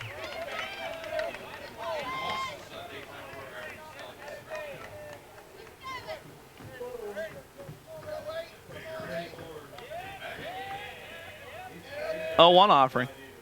Feekles looks at a ball low and away and tells his base runner Sabatini to get back. The weather does look good for the remainder of this game. There was a band that was threatening around 8:50, but it never hit. It dissipated. 1-1 pitch called strike 2. Well, wanting to finish up this regional today. That was just next door over at Consol Energy Park for minor league baseball, which was rained out tonight, but they weren't willing to wait it out. But we are here at W&J College. Day 4, and we are finishing in 4 days. 1-2 pitch, skied into shallow right field. Connor Cooper tracking it down right against the foul line, makes the catch, and that ends the inning for LaRoche. But the Red Hawks tally 2 runs on just 1 hit, a walk, leave a guy on after 3.5. LaRoche cuts into the lead now. Frostburg State up 6-4 on the PAC Sports Network. Throughout America, there are sanctuaries beyond the city limits where we can return to our place in the natural world, to relax, to rejuvenate, to reflect. Whether it's being together by a cool stream or alone under a big sky, our national forests and wilderness areas let us revel in beauty and be free. And even when we can't visit, it's a comfort knowing that nature is there waiting to take us in, to nourish us, to provide for our needs. But our forests are being devastated by disease and fires every year. Now it's up to us to replenish what has been lost, to return nature's favor. The Arbor Day Foundation asks for your help in replanting our national forests, so they'll be there for us, for future generations, and for those with whom we share our planet. Visit arborday.org. See what we're doing. See how you can help. We go to the bottom of the 4th inning. Frostburg State back at the plate. Zach Weiss, Nick Walker, and Ricky Brady due to bat to the 3, 4, and 5 spots in this Bobcats lineup. A 6-4 lead that Frostburg State added on to an inning ago out of the rain delay, scoring 2 runs on 2 hits. And remaining on the mound is Hamer, who came in relief. Lemley started, but only faced 3 batters and didn't record an out. So Hamer came in relief of Lemley after Hajduk started before the delay, but Hajduk not seeing any action on the mound after sitting for over 3 hours. Teams filled up their bellies. Crowd dissipated for a little bit, but everyone back in the stands now to see this championship game and who can punch their ticket to the College World Series. A leadoff rip down the left field line, but foul by Weiss. He's 2 for 2 in the game already. Also has an RBI. I might be able to see it on our camera here, but after the rains have now passed through, there's a little bit of haze here now at Ross Memorial Park. It's been a warm day. It's a kind of a hazy evening at the moment. You can see it around the lights on the screen. 0-1 pitch fouled away. Glad to have you with us on the PAC Sports Network, bringing you the action of every game from this Mideast Regional. And it's been a highly competitive one, and it comes down to these two here, Frostburg State and La Roche. 0-2 pitch pending to Weiss. Pops one up out of play down the first baseline this time. We're on our fourth EMS crew here, though. These guys have been here since 11 o'clock this morning. Yeah, it's been a long day for even the EMS crew. You don't think about that, really, but, you know, how many other people have to be on hand at an event like this? Yeah, absolutely. Concession stand, NCAA crew, 0-2 pitch fouled away. Good battle here by Weiss. And everyone doing a great job as well. You mentioned Todd Young with the grounds crew here at Ross Memorial Park, but Scott McGinnis, co-interim athletic director, also Sean King, the sports information director here. Everybody just doing a great job up and down. I mean, it's not just those guys, but everybody up here in the press box, a member of every member of this crew has done a terrific job. Oh, it's been a long week for all these guys. 3 games in 3 days apiece. And then 2 games today, but this one will be the longest night of all. 0-2 pitch is outside for a ball. Everybody thought that maybe we have an easy day today, and there was a chance last night that we've only played 1 game today. And if that was the case, we would have been done a long time ago. But everybody has stuck it out and committed to finishing today. 2-2 pitch in the dirt. Not the only regional, though, that has seen some rain. Out in York, they've seen it. Out in Iowa, they've seen it. So weather all across, and that's just what you get in the springtime here across, really, the country, especially the Northeast. Payoff pitch to Weiss, fouled away. What a great at-bat this has been. Really battling. Fouled away several pitches now. Yeah, Weiss refusing to go down easily. As you noted, Nate, he's 2 for 2. And as far as punching their ticket, some teams already have. Emory beating Birmingham Southern in the South Region 8-5. Trinity, Texas headed to the College World Series. Cortland defeating RPI today 7-0 in the New York region. Salisbury punching their ticket. Ramapo beating MIT 6-5. Payoff pitch again to Weiss. Ball 4 inside, and he will trot down after a tremendous effort in the batter's box. Long at bat there for Weiss, and it pays off for him. Hard-earned walk for Zach Weiss. And on board yet again. And a leadoff base runner. Frostburg State has averaged 2 runs per inning, so trying to get another deuce on the board. A 6-4 lead for Frostburg State. Bottom of the 4th inning, nobody out, with Weiss at first. And Nick Walker takes a big cut but can't connect for strike 1. You were also speaking of the lengthy day here this afternoon and now evening, and it just builds up as far as the drama. You're just building up the drama for the final here. 0-1 pitch, a bunt that rolls foul by Nick Walker and got underneath that one a little bit too much and popped it halfway down the third base line before it spun foul. Any good movie has its twists and turns, and we have to have those here today as well. And the twists and turns of the tournament. You have Frostburg State, the top seed. They fell to La Roche earlier on a walk-off loss. And Frostburg State, as a result, had to come the long way here, as did La Roche. They lost on a walk-off on opening night to Heidelberg. 0-2 pitches outside. Frostburg State trying to avenge that day 2 loss, but out of 7 losses this season to Frostburg State, for Frostburg State, 3 of them have been to La Roche.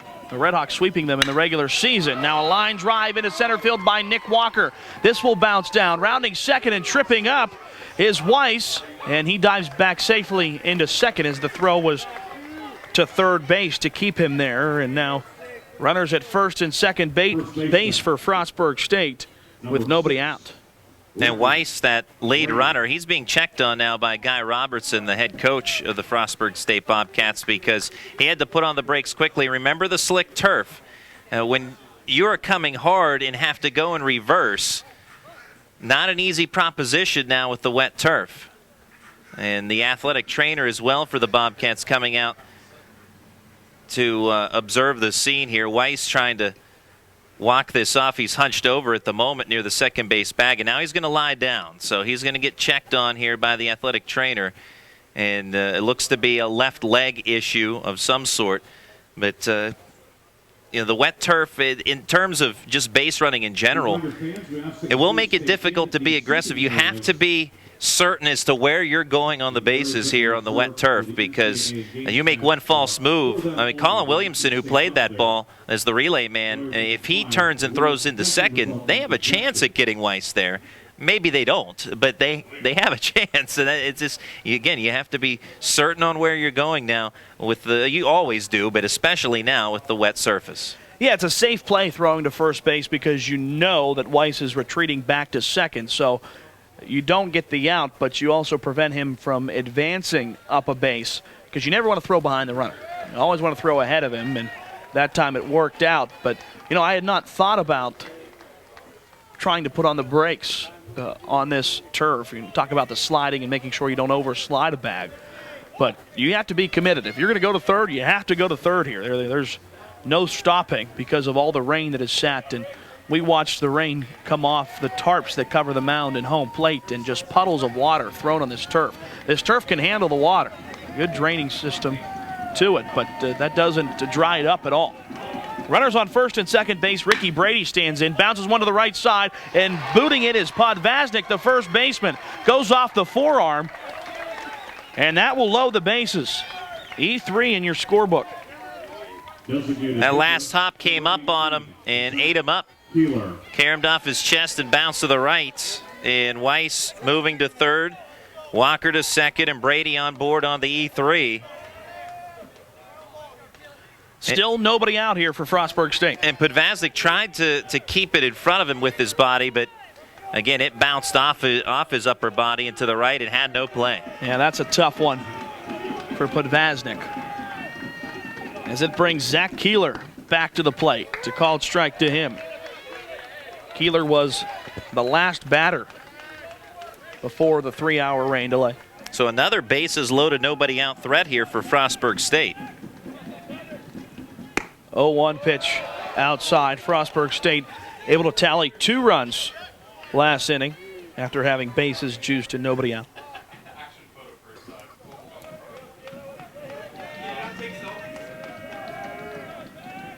One pitch. Keeler looks at ball too low.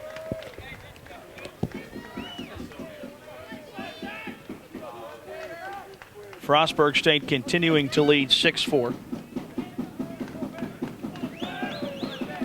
2-1 pitch.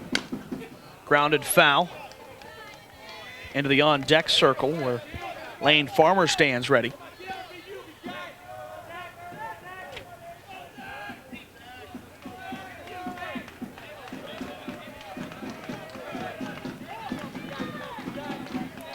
Winner goes to the College World Series. 2-2 pitch. Swing and a miss, strike 3. Again, faced with a sticky situation. LaRoche with a strikeout. And that is huge, at least for now. Frostburg State still with some major threats coming to bat, including Lane Farmer right now.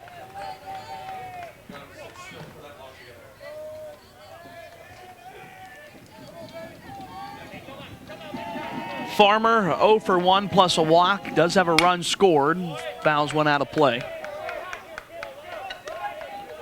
Farmer has been tremendous in this regional. A .438 average through the tournament.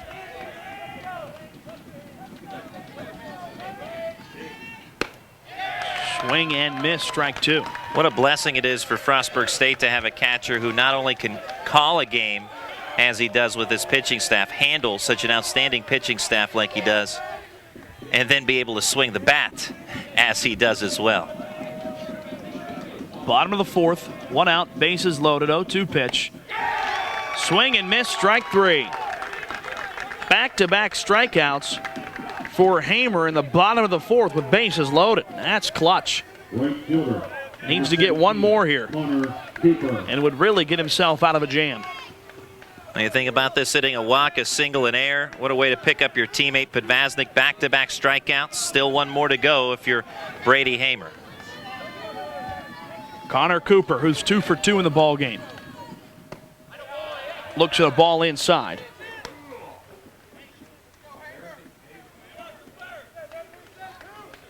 Cooper thrown out at third base, trying to advance on a tag and a throw home. 1-0 pitch. Skied into right field. Running in is John Watson to the ground, and he boots it into foul territory. Coming around to score is Weiss.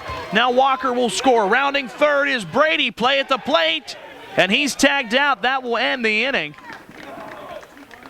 But 2 runs out of the double by Connor Cooper. Connor Cooper dropped that one down the right field line, trying to make a sliding catch was Watson. He got near it but couldn't catch it, couldn't capture it. It carried away from him, and 2 runs score. So after 4, Frostburg State leads La Roche 8-4 at the NCAA Division III Mideast Regional.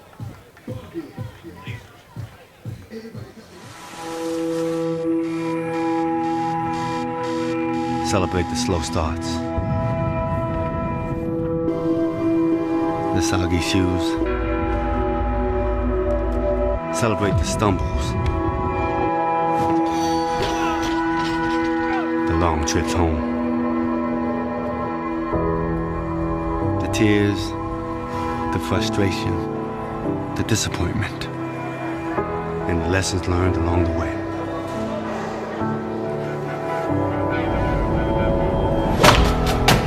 Because in those moments, greatness lies. There you will find the resolute, the determined, the unified. Those are the moments when champions are born.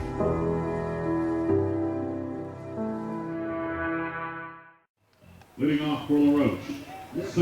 Just one small correction as we go to the top of the 5th inning. Corey Laser has checked into right field for John Watson, so he is charged with the error, not Watson. Well, no error on the play. He just wasn't I'm able sorry. To, yeah, no, yes. It was no error, but it was a tough play. He tried to make a sliding catch, but nonetheless, it was not Watson. It was Corey Laser who made the attempt on that sliding effort, and great job in trying to get there. It was a sinking ball out in shallow right field down the line. Again, got near it but couldn't quite capture it, and then it kicked away to him into foul territory. Ball sliding too on this turf, not just people, but the ball taking off as well.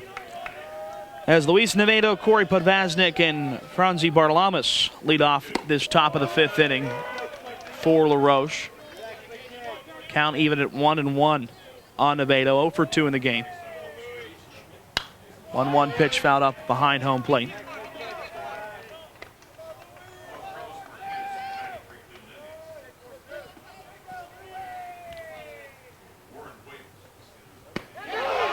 Called strike 3. Nevedo, second time he's caught looking in this game. Once in the first, now here in the 5th. Second strikeout in relief for Jake Stevens.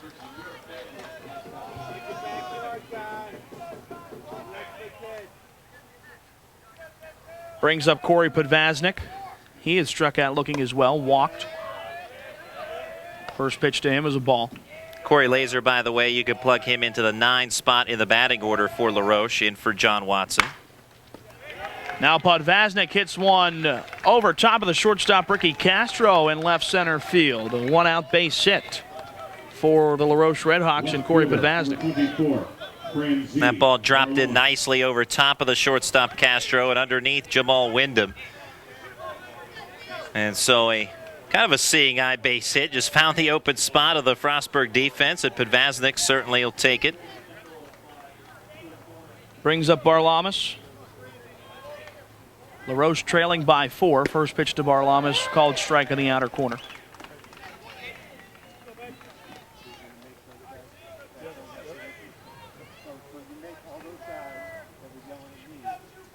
Oh, 1 pitch. Barlamas looks at strike two. Fastball at the letters. Stevens bringing the heat. It now steps off the mound. One out, top of the fifth inning. Runner at first base, and it has become a muggy night. That haze is a good way to describe it. 0-2 pitch popped up in the infield. Ricky Castro, the shortstop, calls for it and catches it right to the left of the pitcher's mound, 2 down. That one in a tough spot in a sense that it wasn't hit all that high. It was a kind of a soft pop on the infield. The pitcher, Stevens, wanted it, and you often don't want your pitcher taking pop-ups if you can help it. And so Castro, veteran, coming down, took command, made the catch, 2 outs. Brings up Wolsanovich. First pitch to Wolsanovich is a ball low. Have been very impressed with the play of Ricky Castro in this regional, both offensively and defensively. 1-0 offering. Outside. 2 balls, no strikes. Wolsanovich a strikeout in the second and reached base in the fourth and ended up scoring after an error on Zach Weiss at third. 2-0 pitch. Fly ball deep into center. Nick Walker back to catch it to his right, and that ends the inning. LaRoche gets a hit but leaves him stranded. After 4.5, LaRoche still trailing Frostburg State 8-4 at the NCAA Division III Mideast Regional Championship game. Which of the angles on the board are the one from the quiz on Friday? Jaden?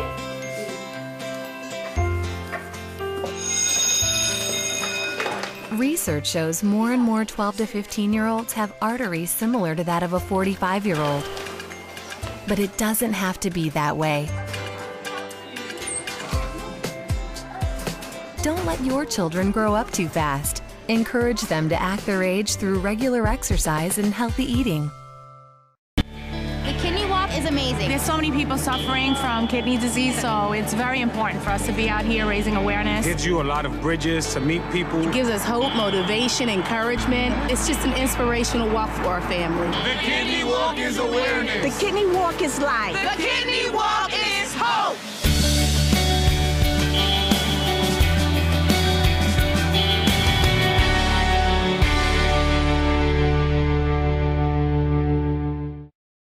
Treat tonight's players, coaches, and officials with respect.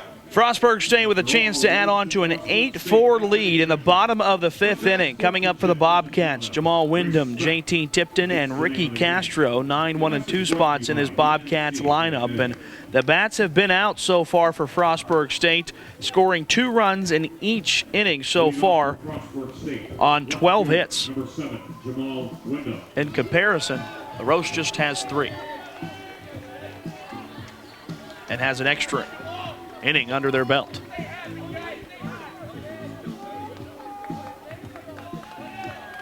Glad to have you along on the PAC Sports Network. Nate Rigotti joined by Randy Gore. In Game 11 of this Mideast Regional for Division III baseball, the championship game here. And leading things off right away, Wyndham with a line drive into right field, a leadoff base hit.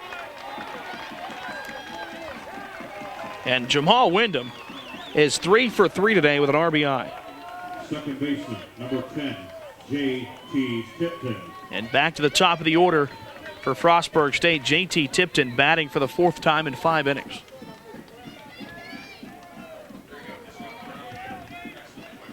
Frostburg State crowd coming alive here with a 4-run lead. Nobody out. Bottom of 5. First pitch to Tipton. He squares around to bunt. Leaves it out there, so gets the swinging strike.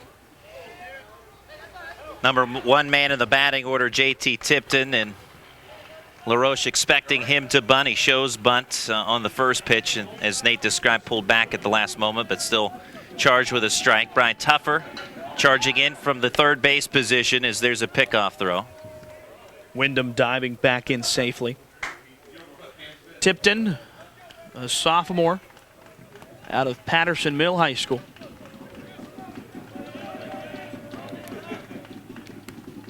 Tuffer charges in, 0-1 pitch. Bunt is fouled away.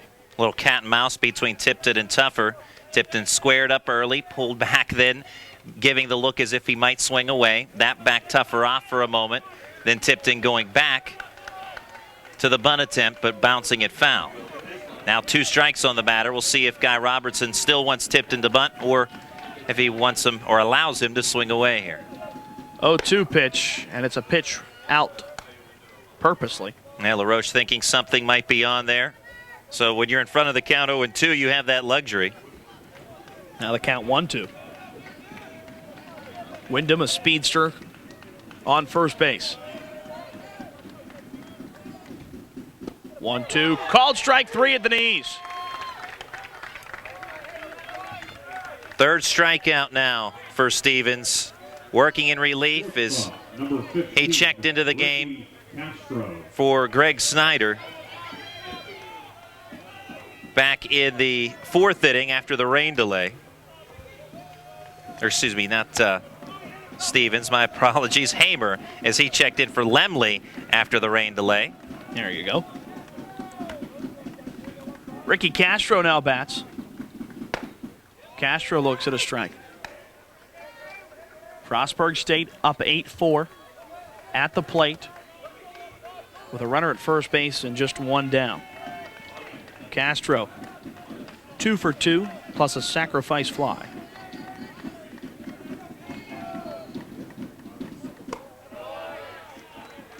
Oh, 1 pitch is outside. So 3rd strikeout for Hamer, just to be specific about that. And he's done a nice job following up. 1-1 pitch, a big cut there from Castro, but no contact. Count now stands at 1-2. And Lemley was in some major trouble when he exited, and Hamer, for the most part, cleaned that up. Only allowed 2 runs total out of that frame. Pickoff throw to first base. Diving back in safely is Wyndham. And all in all, again, bases loaded, nobody out of that 4th inning. Or out of the 3rd inning. You take that, and the fact you only give up 2 runs out of that frame, not too bad. Another throw to first base, but Wyndham in safely.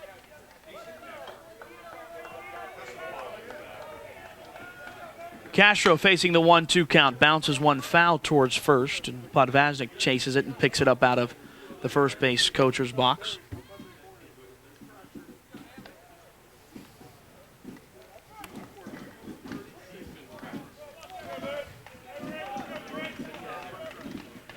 Hamer toes the rubber.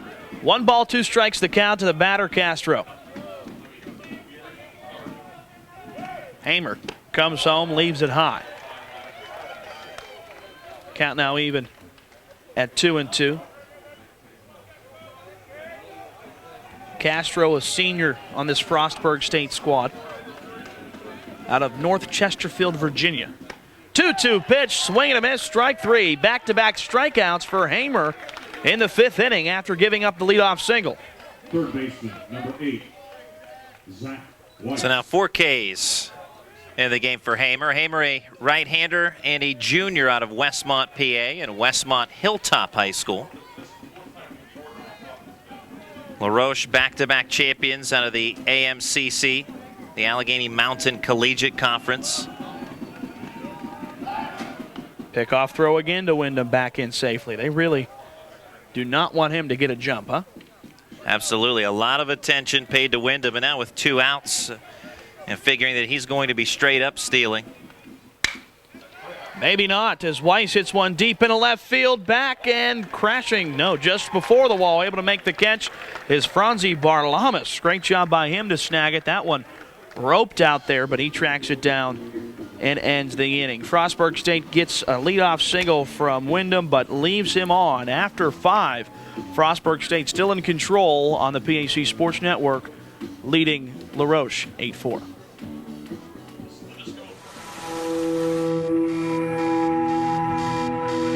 Celebrate the slow starts, the soggy shoes. Celebrate the stumbles, the long trips home, the tears, the frustration, the disappointment, and the lessons learned along the way.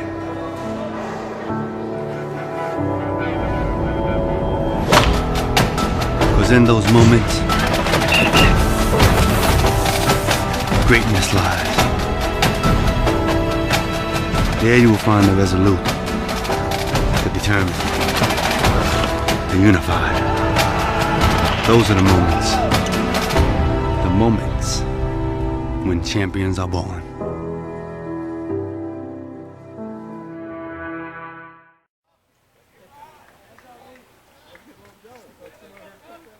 Brian Tuffer leads off the top of the 6th inning for La Roche, trailing 8-4 to Frostburg State, and here to take you the rest of the way home, your play-by-play announcer, Mr. Randy Gore. Thank you much, Mr. Nate Rigotti. Foul ball out of play by Tuffer for strike one. Tuffer has walked twice in this game, walked and scored in the 4th inning. No official at-bats for him in this game.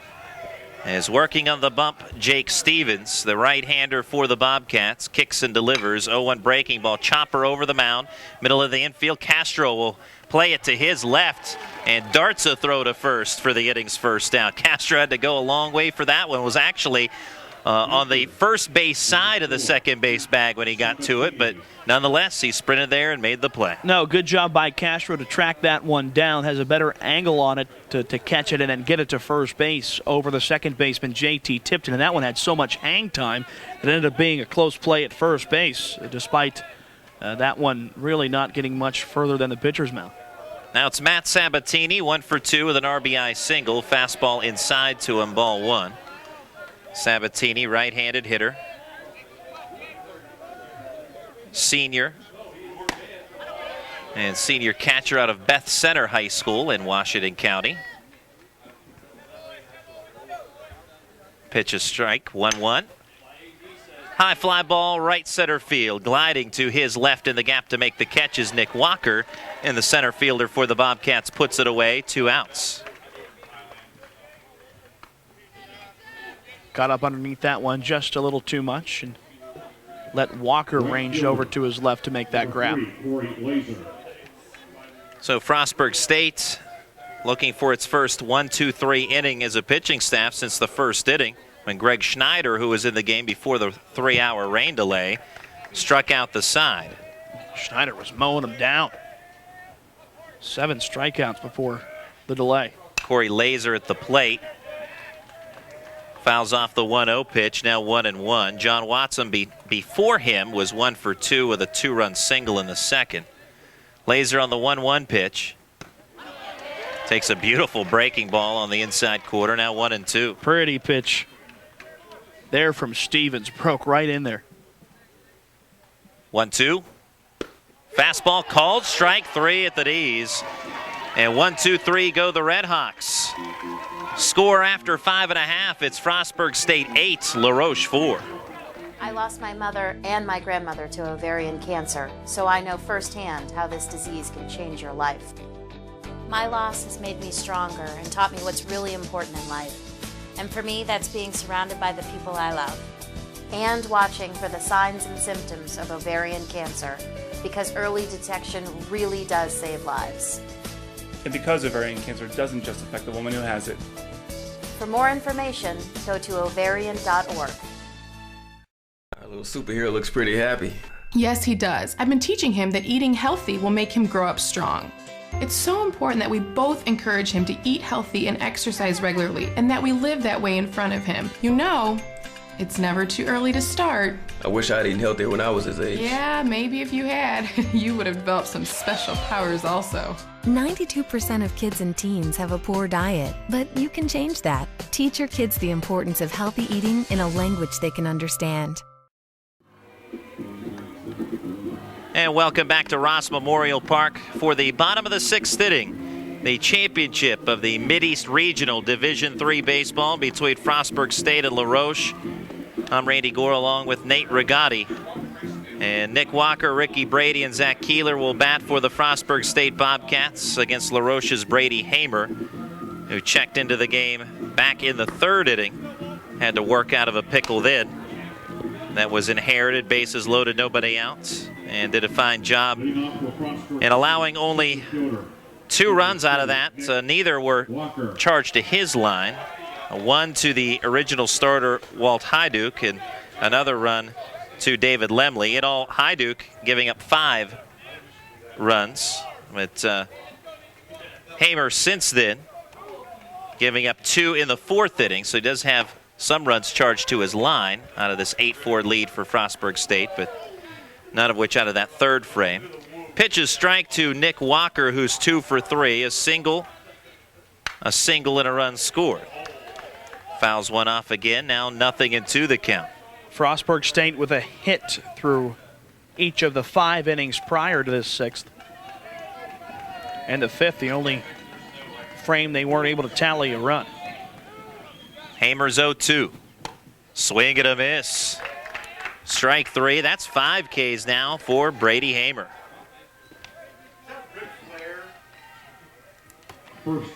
Well, with the haze now that has settled in over Ross Memorial Park, and this has an eerie feel to it and almost a Halloween feel to it when you look out into the Frostburg State crowd and you see a guy sitting in the stands in a banana suit. First pitch swinging foul ball by Ricky Brady. Well, he's trying to get on TV. That's what those guys do that for. Is that right? Well, our video stream, unfortunately, our camera tries to focus on the field of play. But if we had more than one camera available, the guy in the banana suit would certainly be covered. 0-1 pitch is low and away. 1 ball, 1 strike. Yeah, those guys wear those stretch outfits, those skin-tight colored outfits that cover their face, too. All those guys. Hey, you got to have fun. It's the championship. 1-1 pitch. Foul ball to the screen. Brady behind now 1-2. 1 out, nobody on. Bottom of the 6th inning. It's 8-4. Frostburg State over La Roche. That was fun watching La Roche and Heidelberg earlier today during a large rain delay before the start of the game, challenging each other. 1-2 is low. Had dugout duels almost. Who could one-up each other on little stunts. They did some slides out at second base and just doing some WWE mockery. 2-2. Tapper foul behind home plate. And it was fun up here in the press box as we were just waiting out to start that first game today. The press box music was going along with them, and the announcer was saying some things over the PA to encourage them. It was a lot of fun just trying to kill some time, and it kept the guys loose before La Roche was able to get that win. 2-2 pitch, ground ball right side of the infield. To his right, Wilsonovich throws it away at first base. And that ball will get into the dugout, allowing Ricky Brady second base. So 2-base error on second baseman Wilsonovich.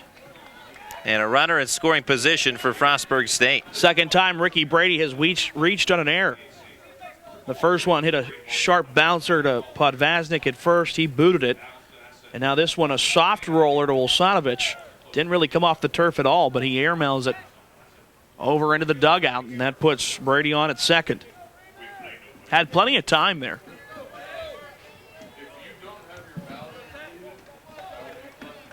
So now with a runner in scoring position, it's Zach Keeler, who's 1 for 3.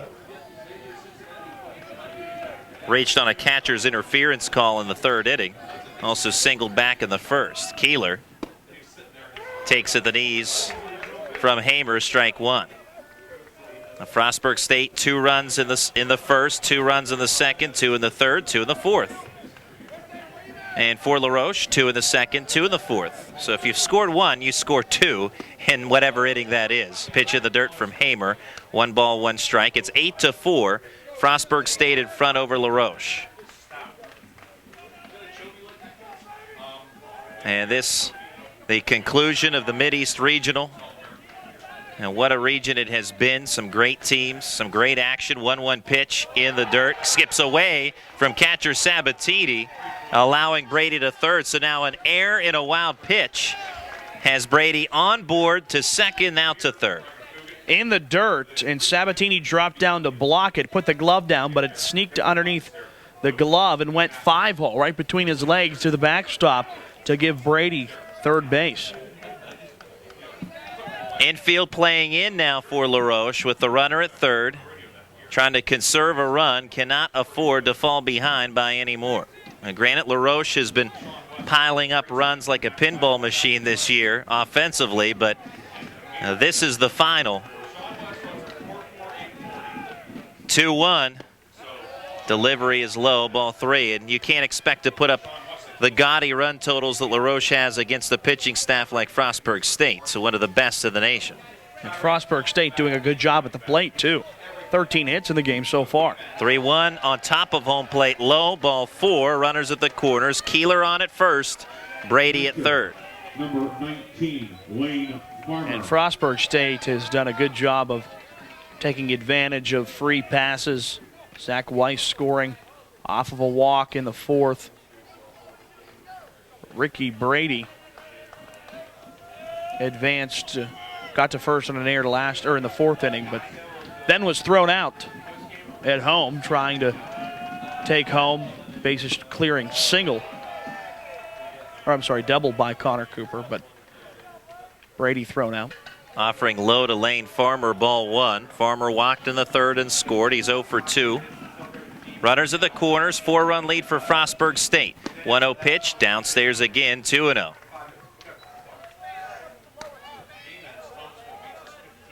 Checking signs with Guy Robertson in his 8th season as head coach at Frostburg State.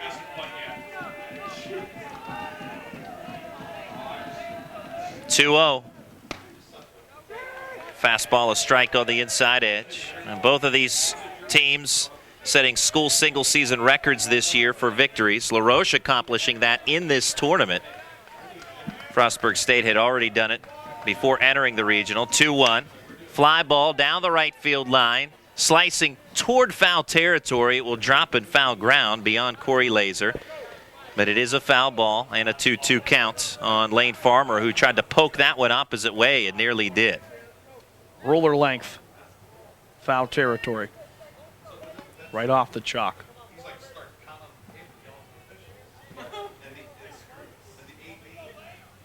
And again, reviewing the signs from Coach Robertson is Lane Farmer.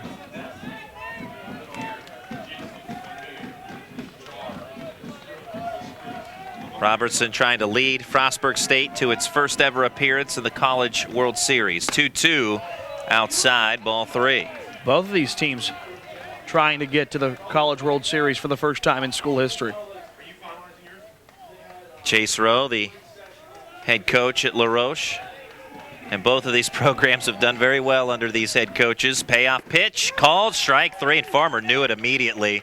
He was frozen, just headed right back to the dugout. 2 outs now in the frame, 6 strikeouts in relief for Brady Hamer. Yeah, that one right down the middle. And you can just see the look on Farmer's face, full of frustration as he let that one go.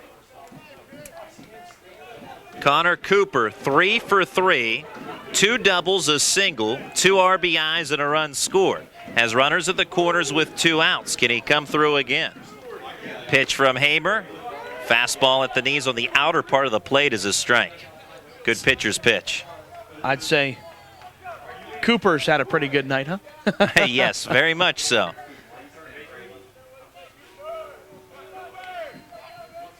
And now time at home plate.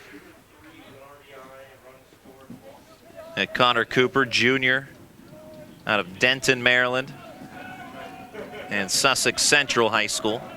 On the 0-1, strike on the outside quarter.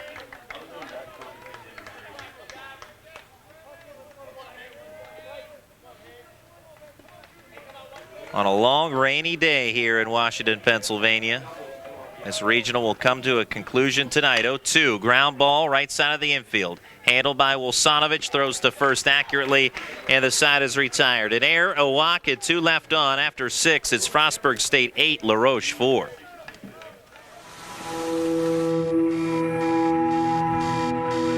Celebrate the slow starts, the soggy shoes. Celebrate the stumbles, the long trips home, the tears, the frustration, the disappointment, and the lessons learned along the way.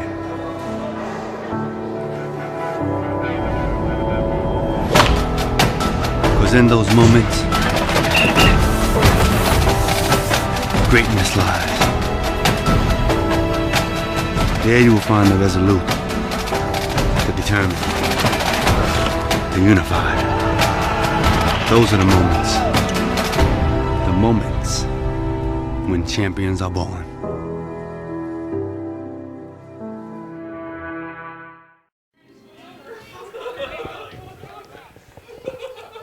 Back at Roche Memorial Park, where it's been a long day but a fun day here, both at the ballpark in general on the playing surface and up here in the press box. Everybody having a good time. And now to the 7th inning. Colin Williamson leads off. And on a pitch from Jake Stevens, he takes ball 1. Williamson 0 for 2, put down a squeeze bunt, sacrifice for an RBI in the 4th inning. At that time, cut the game to 6-4, but it's 8-4 right now. Frostburg State, 2 balls and no strikes on him. Right-handed hitting shortstop out of Butler Area High School takes up and in 3-0. And Williamson had a scary moment against Frostburg in the 2nd day of the tournament. Hit in the face with a pitch, and obviously he's all right as he missed the rest of that game, but he has played ever since. And certainly just a scary moment that particular day. 3-1 count on him now, and just glad to see him out on the field competing. 3-1 is a called strike as he tosses the bat to the side, and he won't make any friendship there with Ron Brown, the home plate umpire, by doing that. Yeah, he was confident in that one that was ball 4, but crosses the outside corner for the strike. 3-2 from Jake Stevens. Fly ball by Williamson to center. Couple of steps to his left is Walker, but handles that easily. 1 out. I was always one that waited for the call. I never liked to trot down to first base. Designated hitter. No, it's tough to do that. You put yourself in a bad way. Colin Feekles 0 for 2. He walked in the 3rd. He hits a chopper to 3rd here. Glove by Weiss. Throw a little low, but picked nicely on the back end by Ricky Brady. 2 outs. Great job by Ricky Brady to read that one. Just in front of him, puts that glove in his right arm down and scoops it right off the turf for the 2nd out of the frame. 8-4 Frostburg State, 2 outs at the top of the 7th. Nobody on for Luis Navedo. Navedo 0 for 3. Is hit by the pitch, a breaking ball that gets away from Stevens, and a runner on for LaRoche. That one just grazing the left leg of Navedo, and actually it was headed away from him. It was headed behind him. That's how bad Stevens lost control of it. Corey Podvaznik singled in the 5th, walked and scored in the 2nd, also stole a couple of bases in that inning. 1 for 2 overall. Runner at first, 2 outs. 8-4 Frostburg State. Swing and a miss. Foul tip into the glove of catcher Lane Farmer. Strike 1. Well, we've been very pleased to have you with us. A pleasure for you to be joining us here on the PAC Sports Network. 0-1 pitch is outside for a ball. We typically cover the President's Athletic Conference, the home conference of the W&J Presidents, host team for this Division III Mideast Regional. 1-1 pitch, foul ball out of play. But glad to welcome some viewers from outside the PAC. Obviously members of the Capital Athletic Conference, Frostburg State, and the Allegheny Mountain Collegiate Conference, the LaRoche Redhawks. Surely their fans following in today, and we've had thousands of viewers over the course of this regional, and it's been terrific to be a part of it. Here's the 1-2 pitch, runner from first on the move. It's a foul ball that glances off the left shoulder of catcher Farmer. So headed back to first is Navedo with a 1-2 count here on Podvaznik. 2 outs, top of the 7th. Well, Stevens with great movement on that one. Looked like it was heading outside and broke in, not quite across the plate, but enough for Podvaznik to reach out and get a piece of it. 1-2. Fastball outside. That's twice that Stevens has gone high and out. What looks like more of a pitch out than it does a delivery. Podvaznik out of Plum High School in the Pittsburgh area, a senior, pops up the 2-2 pitch. Foul territory, third base side. Weiss underneath it and makes the grab, and the side is retired. Navedo hit by a pitch. He's left on. 7th inning stretch time at Ross Memorial Park. Your score, Frostburg State 8, LaRoche 4. As the late Nelson Mandela said, education is the most powerful weapon which you can use to change the world. Join the International Fund for Animal Welfare to engage children, teachers, parents, whole communities. The Animal Action Education Program is good for animals. And good for people too. Protect whales, polar bears, tigers, elephants, companion animals, and the environment we all share. Protect. Protect. Protect. Find us at ifaw.org. The kidney walk is amazing. There's so many people suffering from kidney disease, so it's very important for us to be out here raising awareness. Gives you a lot of bridges to meet people. It gives us hope, motivation, encouragement. It's just an inspirational walk for our family. The kidney walk is awareness. The kidney walk is life. The kidney walk is hope.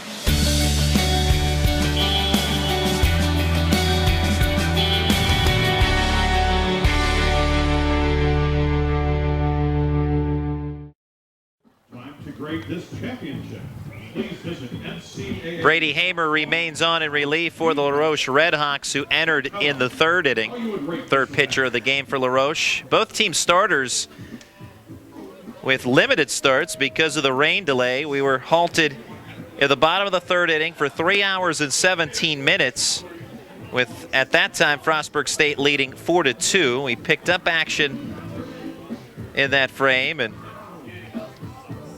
Frostburg State increasing its lead at that point to 6-2, and on we go. We're at 8-4 now, with Frostburg State scoring 2 runs in the 1st, 2nd, 3rd, and 4th innings. LaRoche scoring 2 runs in the 2nd and 4th innings. Now the Bobcats, after the rain delay, just picked up right where we left off at the plate, just continuing to crush the ball, making good contact.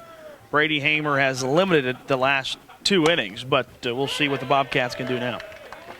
Pitch a strike to Jamal Wyndham, who's 3 for 3, 3 singles and an RBI. 0-1 pitch. Fly ball, foul ball down the right field side. 0-2. We've talked quite a bit about the pitching staff for Frostburg State, but the batting order not too shabby itself. 2nd in the country, entering the regional with 43 home runs. 0-2.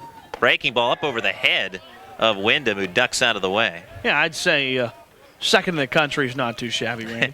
Well, yeah, you're the 2nd-ranked team in the country as well. You don't get there by having a one-dimensional type team. All around solid, Frostburg State. 1-2, breaking ball called a strike at the knees. Wyndham didn't like it as he spun actually toward the LaRoche dugout and then comes back toward his own.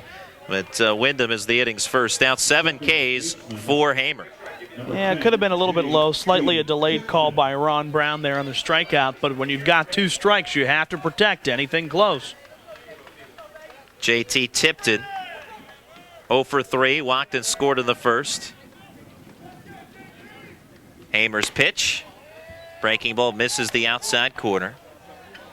8 runs on 13 hits for Frostburg State, 1 error. LaRoche 4 runs on 3 hits and 2 errors, so making the most out of limited hits. 1-0 pitch, wave and a miss. Offering downstairs, swinging over top of it was Tipton.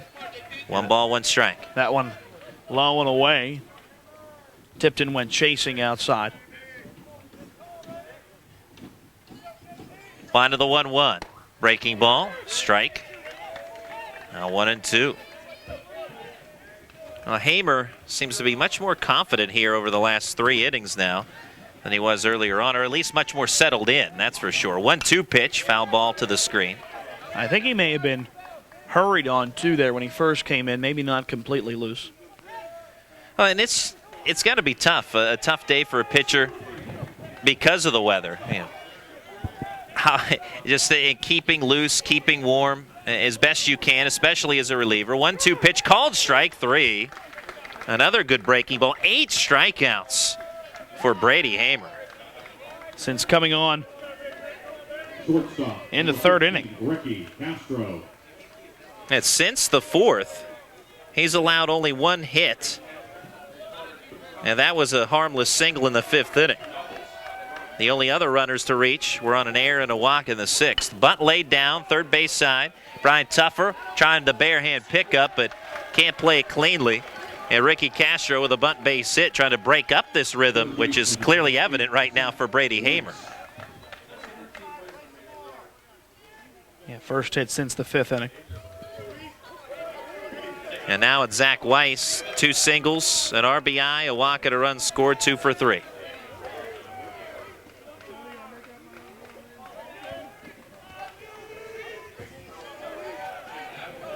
Eight to 4 Frostburg State, 2 outs, runner at first.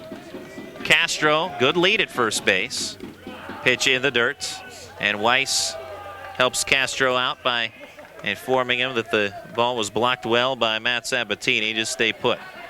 Castro now with 3 hits in the ball game, all 3 singles.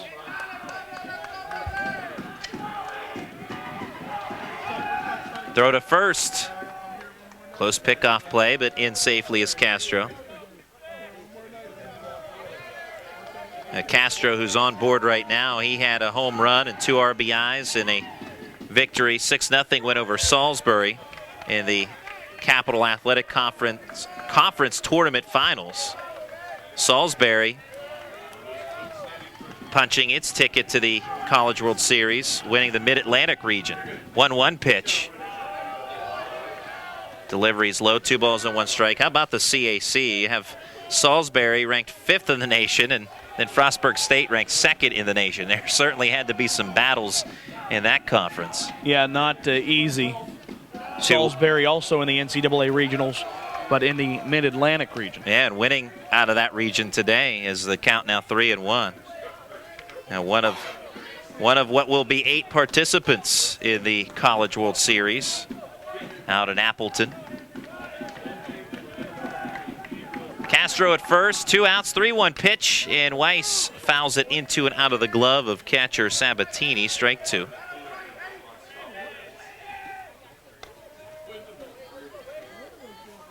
So quite the conference in the Capital Athletic. Could very well have 2 participants in the College World Series by the time this one goes final. We'll see. 3-2 with the runner going. Cued off the end of the bat. And we'll do a 3-2 all over again. Runner will be on the move on each 3-2 pitch with 2 outs of the inning.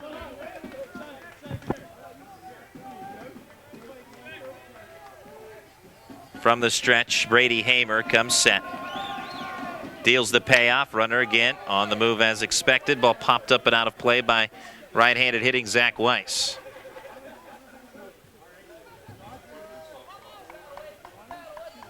Weiss out of Pasadena, Maryland. A right-handed hitter out of Anne Arundel Community College.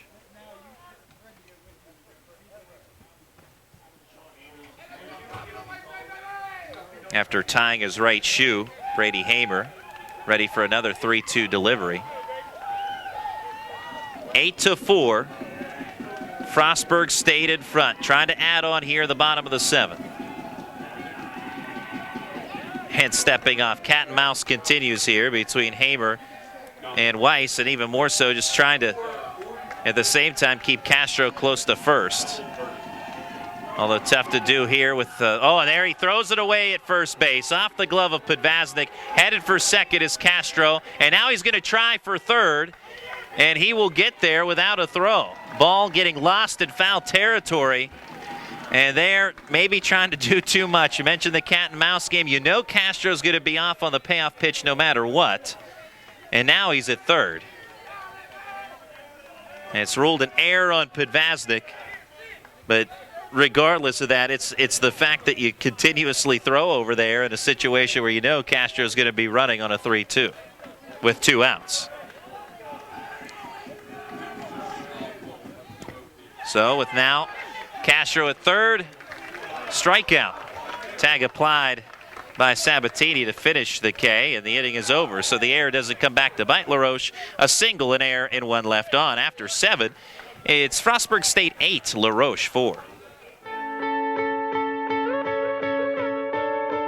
Hi, I'm Joe Girardi. In baseball and in life, curveballs can be thrown at you. My mom was diagnosed with ovarian cancer when I was 13 years old. The doctors gave her just 6 months to live, but they didn't know my mom. She was a fighter. Instead of 6 months, my mom lived for 6 more years. Since there's no screening test for ovarian cancer, most cases are diagnosed late when survival rates are low. But if diagnosed early, survival rates are high. Early detection is the key to survival. Women should see their doctor if they experience symptoms such as bloating, abdominal pain, trouble eating, or frequent urination for more than 2 weeks. Ovarian cancer is more than a woman's disease. It affects the entire family. Believe me, I know. Join me to break the silence on ovarian cancer. Visit the National Ovarian Cancer Coalition at ovarian.org to find out more.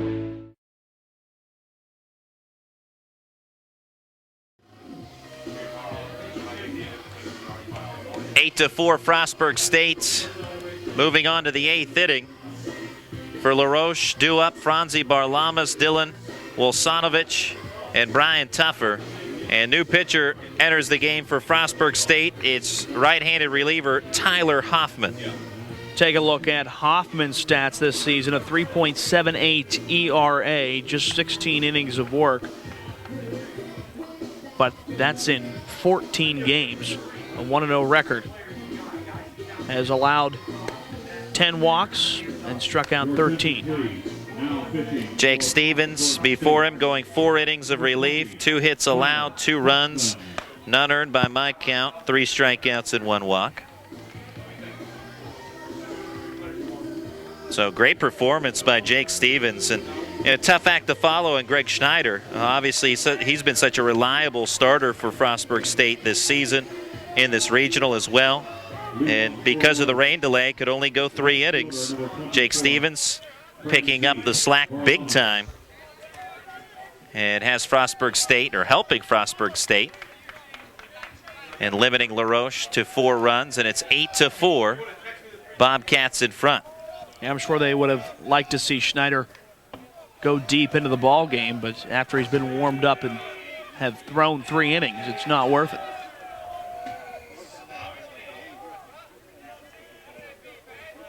Pitch from Hoffman. Fastball a strike to Franzi Barlamas, who's 0 for 2 with a walk, a stolen base, and a run scored. Well, La Roche has put up 2 runs twice in an inning. 1-0 fly ball hit well to right. On the run, Connor Cooper backpedaling, makes the catch just in front of the fence in right field. 1 out. Good job there by Cooper to track it down, and you don't always want to backpedal. Sometimes you want to run back and then look over your shoulder, but there had a good read on the baseball and was able to backpedal and make the grab anyway. Well, Sanovich 0 for 2, reached on an error and scored a run in the 4th. What I was saying earlier, Randy, La Roche just needs a couple of 2-run innings like they had back in the 2nd and in the 4th. Yeah, 2-run innings have been very much a part of the game plan today for both teams. 0-1. Wolsanovich, fly ball, right center. Moving to his left is Nick Walker to make the catch. 2 down now on the top of the 8th. Well, Schneider was pitching a lot of strikeouts, and then Stevens came in and had a few of his own. But right now, La Roche just can't put the ball in the hole right now. It's everything they hit going right to guys. Only 3 hits in the ball game. That's not a winning formula when the other team has 14. Yeah, they've been able to draw plenty of walks and receive a base runner or 2 via air, but haven't been able to do much more with the bats, however. Pitch a ball to Brian Tuffer.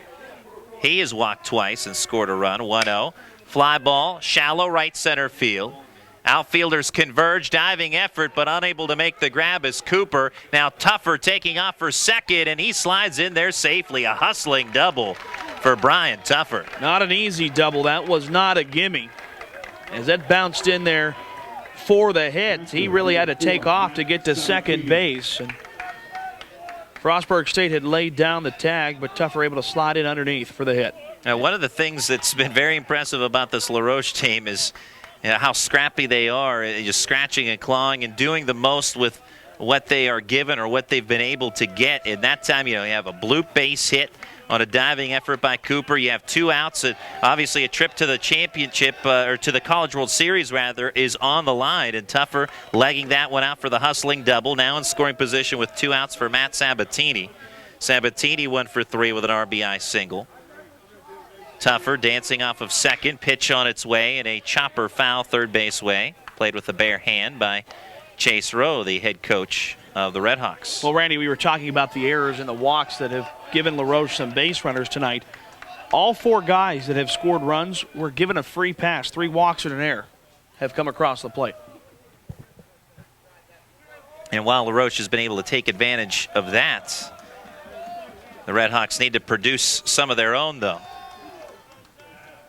Produce some base runners on their own and drive them home. As in the late innings here, top of the 8th, 8-4 Frostburg State. Again, dancing off of second, trying to gain the attention of the pitcher. Hoffman is Tougher. Pitch, breaking ball high, ball 1.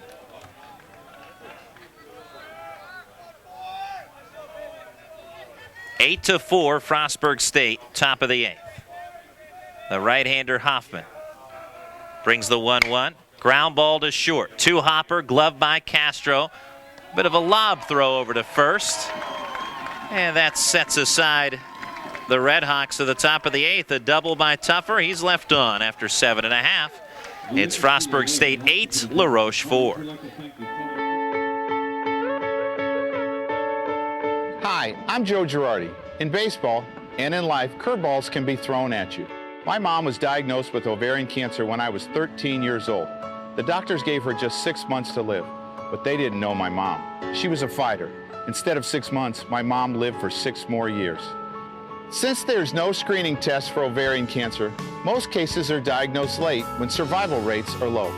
But if diagnosed early, survival rates are high. Early detection is the key to survival.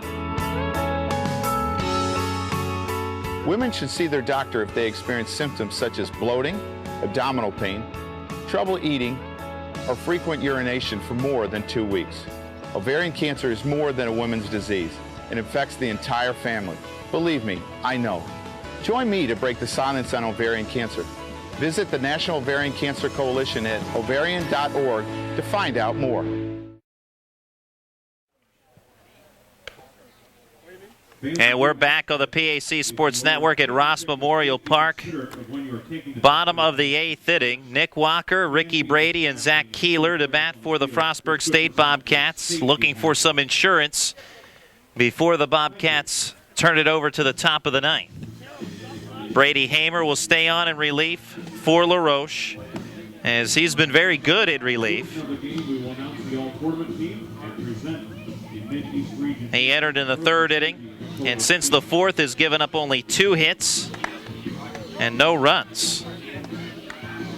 Yeah, it's been a good job by Hamer here, but the damage has already been done, especially in those first 2-3 innings or so. Frostburg State putting up 6 runs in the first 3 innings, and right now that's enough for a win. Hamer has given up 2 runs on his pitching line, but they are both unearned runs in the 4th inning. As he faces Nick Walker to begin the bottom of the 8th. Wave and a miss for strike 1. Frostburg State with the camouflage style uniforms, with the red, white, and black colors. Curveball a strike, 0-2. LaRoche with the black uniforms, black uniform tops, black numerals and lettering with white trim and black caps. 0-2. Another good breaking ball. Hamer wanted that one for strike 3, but doesn't get the call. A little bit low. Sabatini tried to frame it up and bring it into the zone for the call. 8-4 Frostburg State, 1-2. Dips downstairs, 2-2.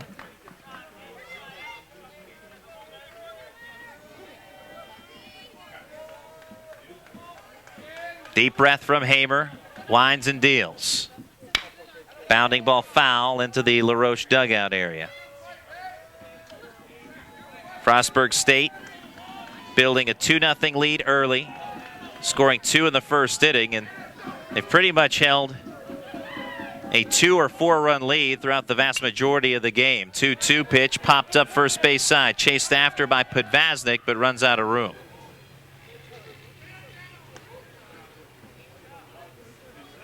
Hazy night here after a couple of rain delays. We had an hour-and-a-half rain delay before the start of our first contest today between La Roche and Heidelberg. La Roche obviously winning that one because they're in this game here against Frostburg State. We had a 3-hour and 17-minute rain delay. 2-2. Fly ball, shallow center, and hustling in to make a chest-high catch is Luis Navedo.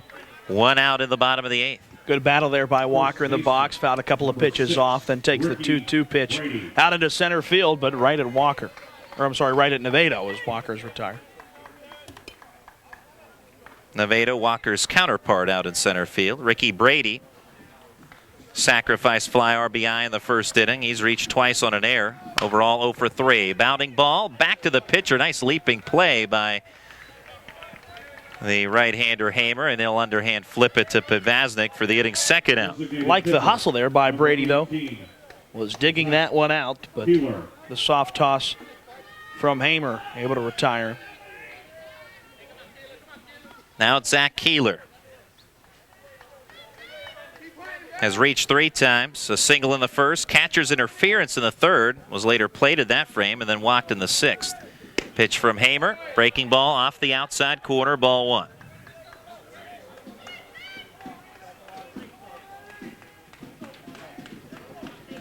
(1-0). And a strike on the inside corner, another fine breaking ball from Brady Hamer.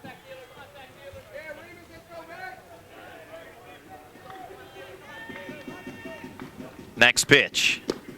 Check swing, but going around is Keeler, rung up by home plate umpire Ron Brown. Couldn't hold it back, came through, flipped the wrists over. Definitely swung there.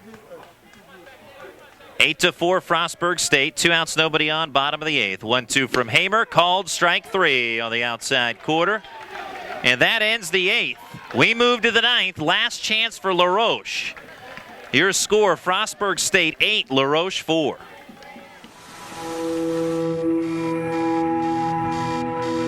Celebrate the slow starts,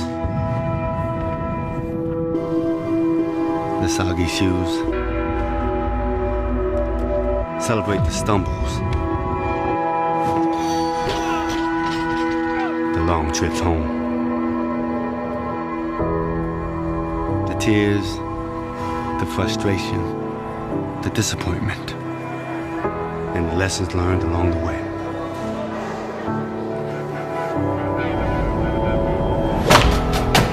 Because in those moments,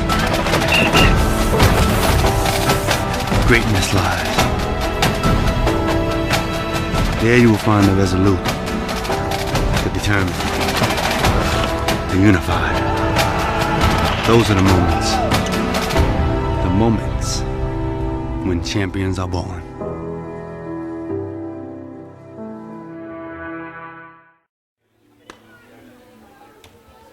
Welcome back to Ross Memorial Park, 9th inning. Frostburg State owning an 8-4 lead over the La Roche Redhawks.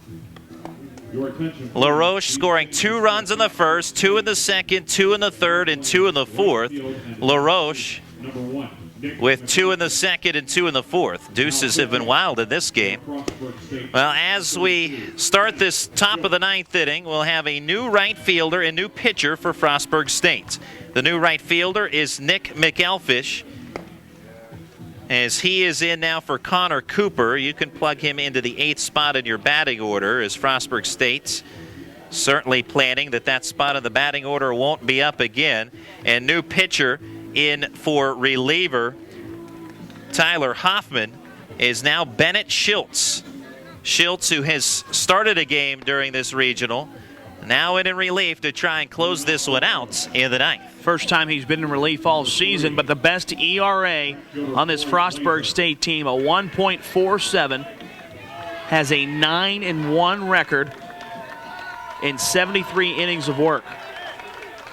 Schultz, in fact, started against La Roche in this regional on Thursday.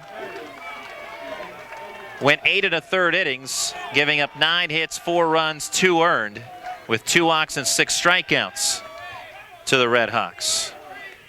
Corey Laser leads off the 9th inning, and he takes up and in ball 1. Schiltz 58 strikeouts to 19 walks on the year. And Schiltz went a complete game in the contest against LaRoche and took the loss, his only loss of the season. Certainly he would love to atone for that, and what a way to do it if he could send his Bobcats into the College World Series. Brings a fastball for strike 2. 1-2 on Corey Laser. He's 0 for 1, struck out looking in the 6th. That's a way to make up for your only loss of the year against the team that did it against you. 1-2 fastball, just misses outside. 2 balls and 2 strikes. Yeah, absolutely. Frostburg State trying to avenge 3 of 7 losses, all coming at the hands of LaRoche. 2-2, bounding ball to short. Charging in is Castro. Throw across his body. Skips into and out of the glove of Brady. It is a base hit. Tough play for Castro. And it's a base hit for Corey Laser, a leadoff single.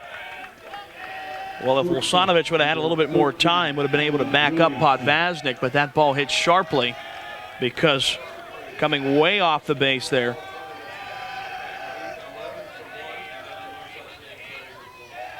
was Laser, sorry.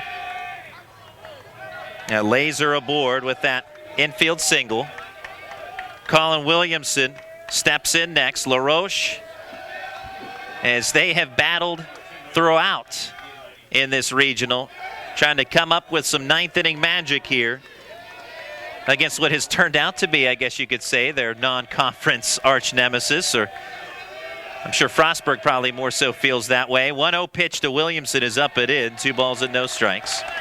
But as you noted, Nate, LaRoche defeating Frostburg State 3 times this year, including a doubleheader sweep in the regular season.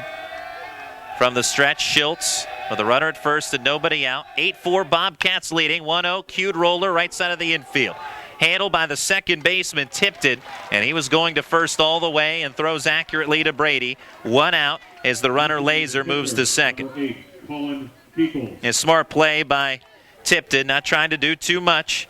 You know you have 4 runs to work with, so you trade the advancement of Laser to second for the out at first, and also with that, very little chance of doing anything more on that very slow roller. Exactly. Laser had a good jump off the bag, was almost into second base by the time Tipton was able to field it. Good job of just going to first base for the out. Now it's Colin Feakles, 0 for 3 plus a walk. Runner at second, 1 out in the 9th. 8-4 Frostburg State.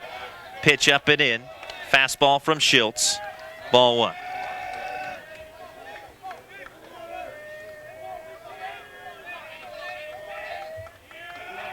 Schiltz stares down Laser at second, brings the 1-0. Curveball, a strike on the outside quarter.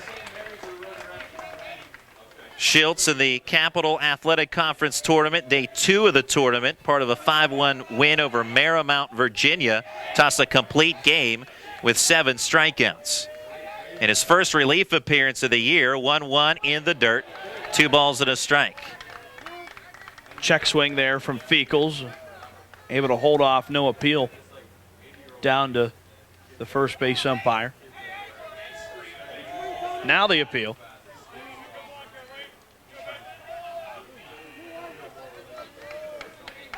Still a 2-1 count. You can hear the Frostburg State dugout rooting on Schiltz. 2-1, fastball swung on and missed. Foul tip into the glove of Lane Farmer for strike 2. Blew that one right by him, a whole ton of heat there from Schiltz. Farmer with the signs for Schiltz. Nods his head as he finds one he likes. Brings the 2-2 pitch. Fastball up and in. Is pulling the bat handle in toward his chest is the batter Feakles. Feakles, the designated hitter in this contest. LaRoche trailing by 4 in the 9th. The championship of the Mideast Regional. Payoff pitch from Schiltz. Swing and a miss. Strike 3. Again, a foul tip into the glove of Farmer. 2 outs in the top of the 9th. Center fielder, number 42, Frostburg State can taste a victory here. Fans on their feet and the bleachers along the first base line. And it comes down to Luis Navedo for La Roche. 0 for 3, hit by a pitch of the 7th. Navedo, fastball, a strike to him from Schultz as he pops the glove with the heater. 8-4 Frostburg State of the 9th. Laser started the inning with a single, moved to second on a ground out by Williamson. Feakle struck out, and now the 0-1 to Navedo. Checks a swing at a pitch in the dirt, ball 1.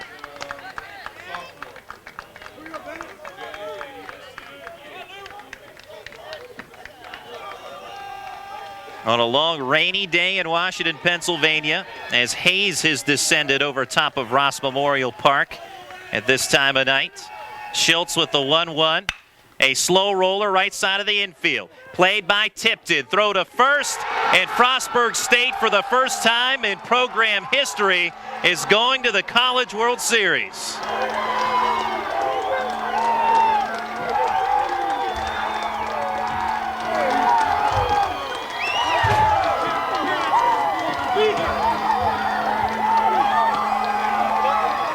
Ladies and gentlemen, you can see here on our video stream on the PAC Sports Network the pile up, the mob scene, the celebration, whatever you want to describe it as, commencing near the pitcher's mound as the Frostburg State Bobcats, elated, jubilant, going to the College World Series. Great job by Frostburg State to come out in this championship game and smack a ton of baseballs. 14 hits in this game for the Bobcats. They absolutely earned it. Waited out that 3-hour, 17-minute rain delay in the 3rd inning and able to take a Mideast Regional Championship home to Frostburg and then head to the College World Series. Both teams now shaking hands. Is tip of the cap most certainly to La Roche after an opening night walk-off loss to Heidelberg. Battled its way all the way through to the regional championship game here against Frostburg State. And Frostburg State, if you're going to only win one game against La Roche this year, it might as well be this one. Yeah, absolutely. Make it count. And La Roche just had Frostburg State's number and able to beat them earlier on in this tournament for the 3rd time, but then coming back, Frostburg State able to take down La Roche and get this victory here in the championship game. They had to wait a long time for it today. La Roche playing earlier against Heidelberg to get to this point, but Frostburg State taking care of business in the championship. Well, we'll recap the scoring in this contest and also the pitching totals when we come back. And again, Frostburg State moving on to the College World Series. We'll be back on the PAC Sports Network. Which of the angles on the board are the one from the quiz on Friday? Jaden?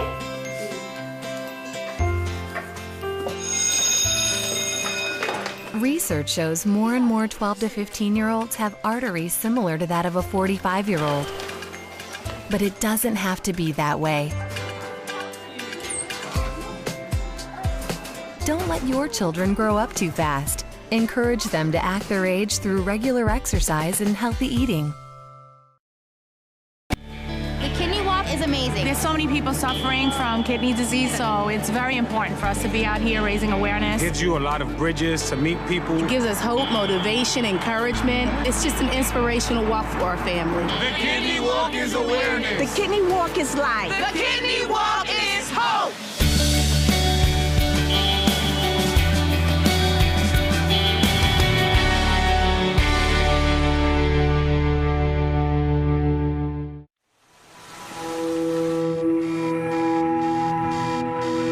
Celebrate the slow starts,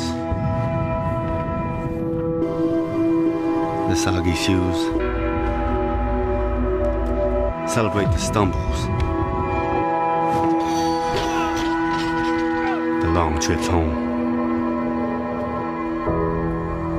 the tears, the frustration, the disappointment, and the lessons learned along the way.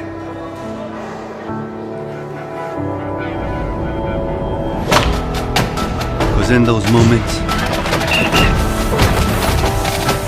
greatness lies. There you will find the resolute, the determined, the unified. Those are the moments when champions are born.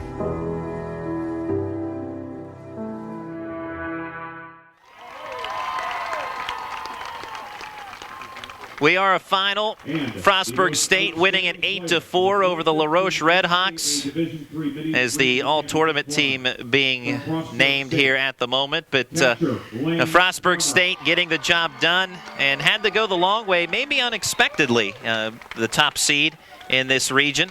And lost to La Roche on the second day of the tournament, but they atoned for that as they advanced to the College World Series with an 8-4 win over the La Roche Redhawks. Yeah, the Bobcats get to celebrate winning 2 games yesterday to even get to this point. So congratulations to them. Let's recap how we got there. Frostburg State jumped out to the early lead in the bottom of the first inning. JT Tipton led off with a walk. Ricky Castro then hit a single. Zach Weiss came up, hit an RBI single that scored JT Tipton. On that single, Castro over to moved to third. Sacrifice fly by Ricky Brady brought Castro home, and Frostburg State took a 2-0 lead after 1. But then La Roche answered in the top of the second inning. Corey Podvaznik led off with a walk. Then Franzi Barlamas walked himself. Podvaznik able to steal third, didn't matter. A walk to Brian Tuffer, loaded the bases. And then it was John Watson who came up and hit a 2 RBI single to score Podvaznik and Barlamas, and La Roche tied it at 2 in the top of the second. But Frostburg State answers again. Bottom of the second inning, Connor Cooper leads off with a double. Jamal Wyndham then comes up, hits an RBI single to score Cooper. Wyndham stays at first base. JT Tipton comes up, hits into a double play that brings home, hits into a double play that brings home Cooper. Ricky Castro then standing at first base after a single. Zach Weiss hits a single. Weiss able to bring home Castro, then Walker comes up. I'm sorry, I messed that up. Confusing inning. It was JT Tipton who brought home Cooper. And then bringing home Ricky Castro was Walker with a single. In the second inning, Frostburg scores 2 runs on 5 hits and takes a 4-2 lead. And then Frostburg State went on to add 2 more runs in the third inning. Zach Keeler led off with a catcher's interference. Then the rain delay came in with Keeler on first base, and then after 3 hours and 17 minutes, Lane Farmer finally got his at bat. He walked, runners on first and second base. Connor Cooper hit a single that scored Keeler and Farmer and made it 6-2 in the bottom of the third. And then in the top of the fourth inning, La Roche able to add 2 more runs. Wolsanovich gets on an error by the third baseman, Zach Weiss. Brian Tuffer walks, runners on first and second base. Matt Sabatini comes up, hits an RBI single that scores Wolsanovich. Then with 1 out, Colin Williamson on the squeeze play, 5-3, brings home Brian Tuffer and makes it 6-4. But then after that point, Frostburg State going on to add 2 more runs in the fourth, make it 8-4, and that's the way we stayed the rest of the way. Frostburg State getting the victory. Now you can surely see on our video stream some of the celebration, the team photo. And again, the celebration from the Frostburg State Bobcats as we continue to wrap this one up here on the postgame. We'll go through now the pitching totals. We'll start with La Roche. Walt Hyduk, 7-2 now on the season as he takes the loss. Goes 2 innings in a rain-shortened outing. 8 hits, 5 runs, 4 earned, 1 walk, 1 strikeout. David Lemley faces 3 batters but retires none, gives up 2 hits, a walk, 1 run, which was earned. 6 innings for Brady Hamer on 4 hits, gives up 2 unearned runs, 2 walks, and 10 strikeouts. Great performance from him. Greg Schneider, a rain-shortened 3 innings with 1 hit allowed, 2 runs both earned, 4 walks, and 7 Ks.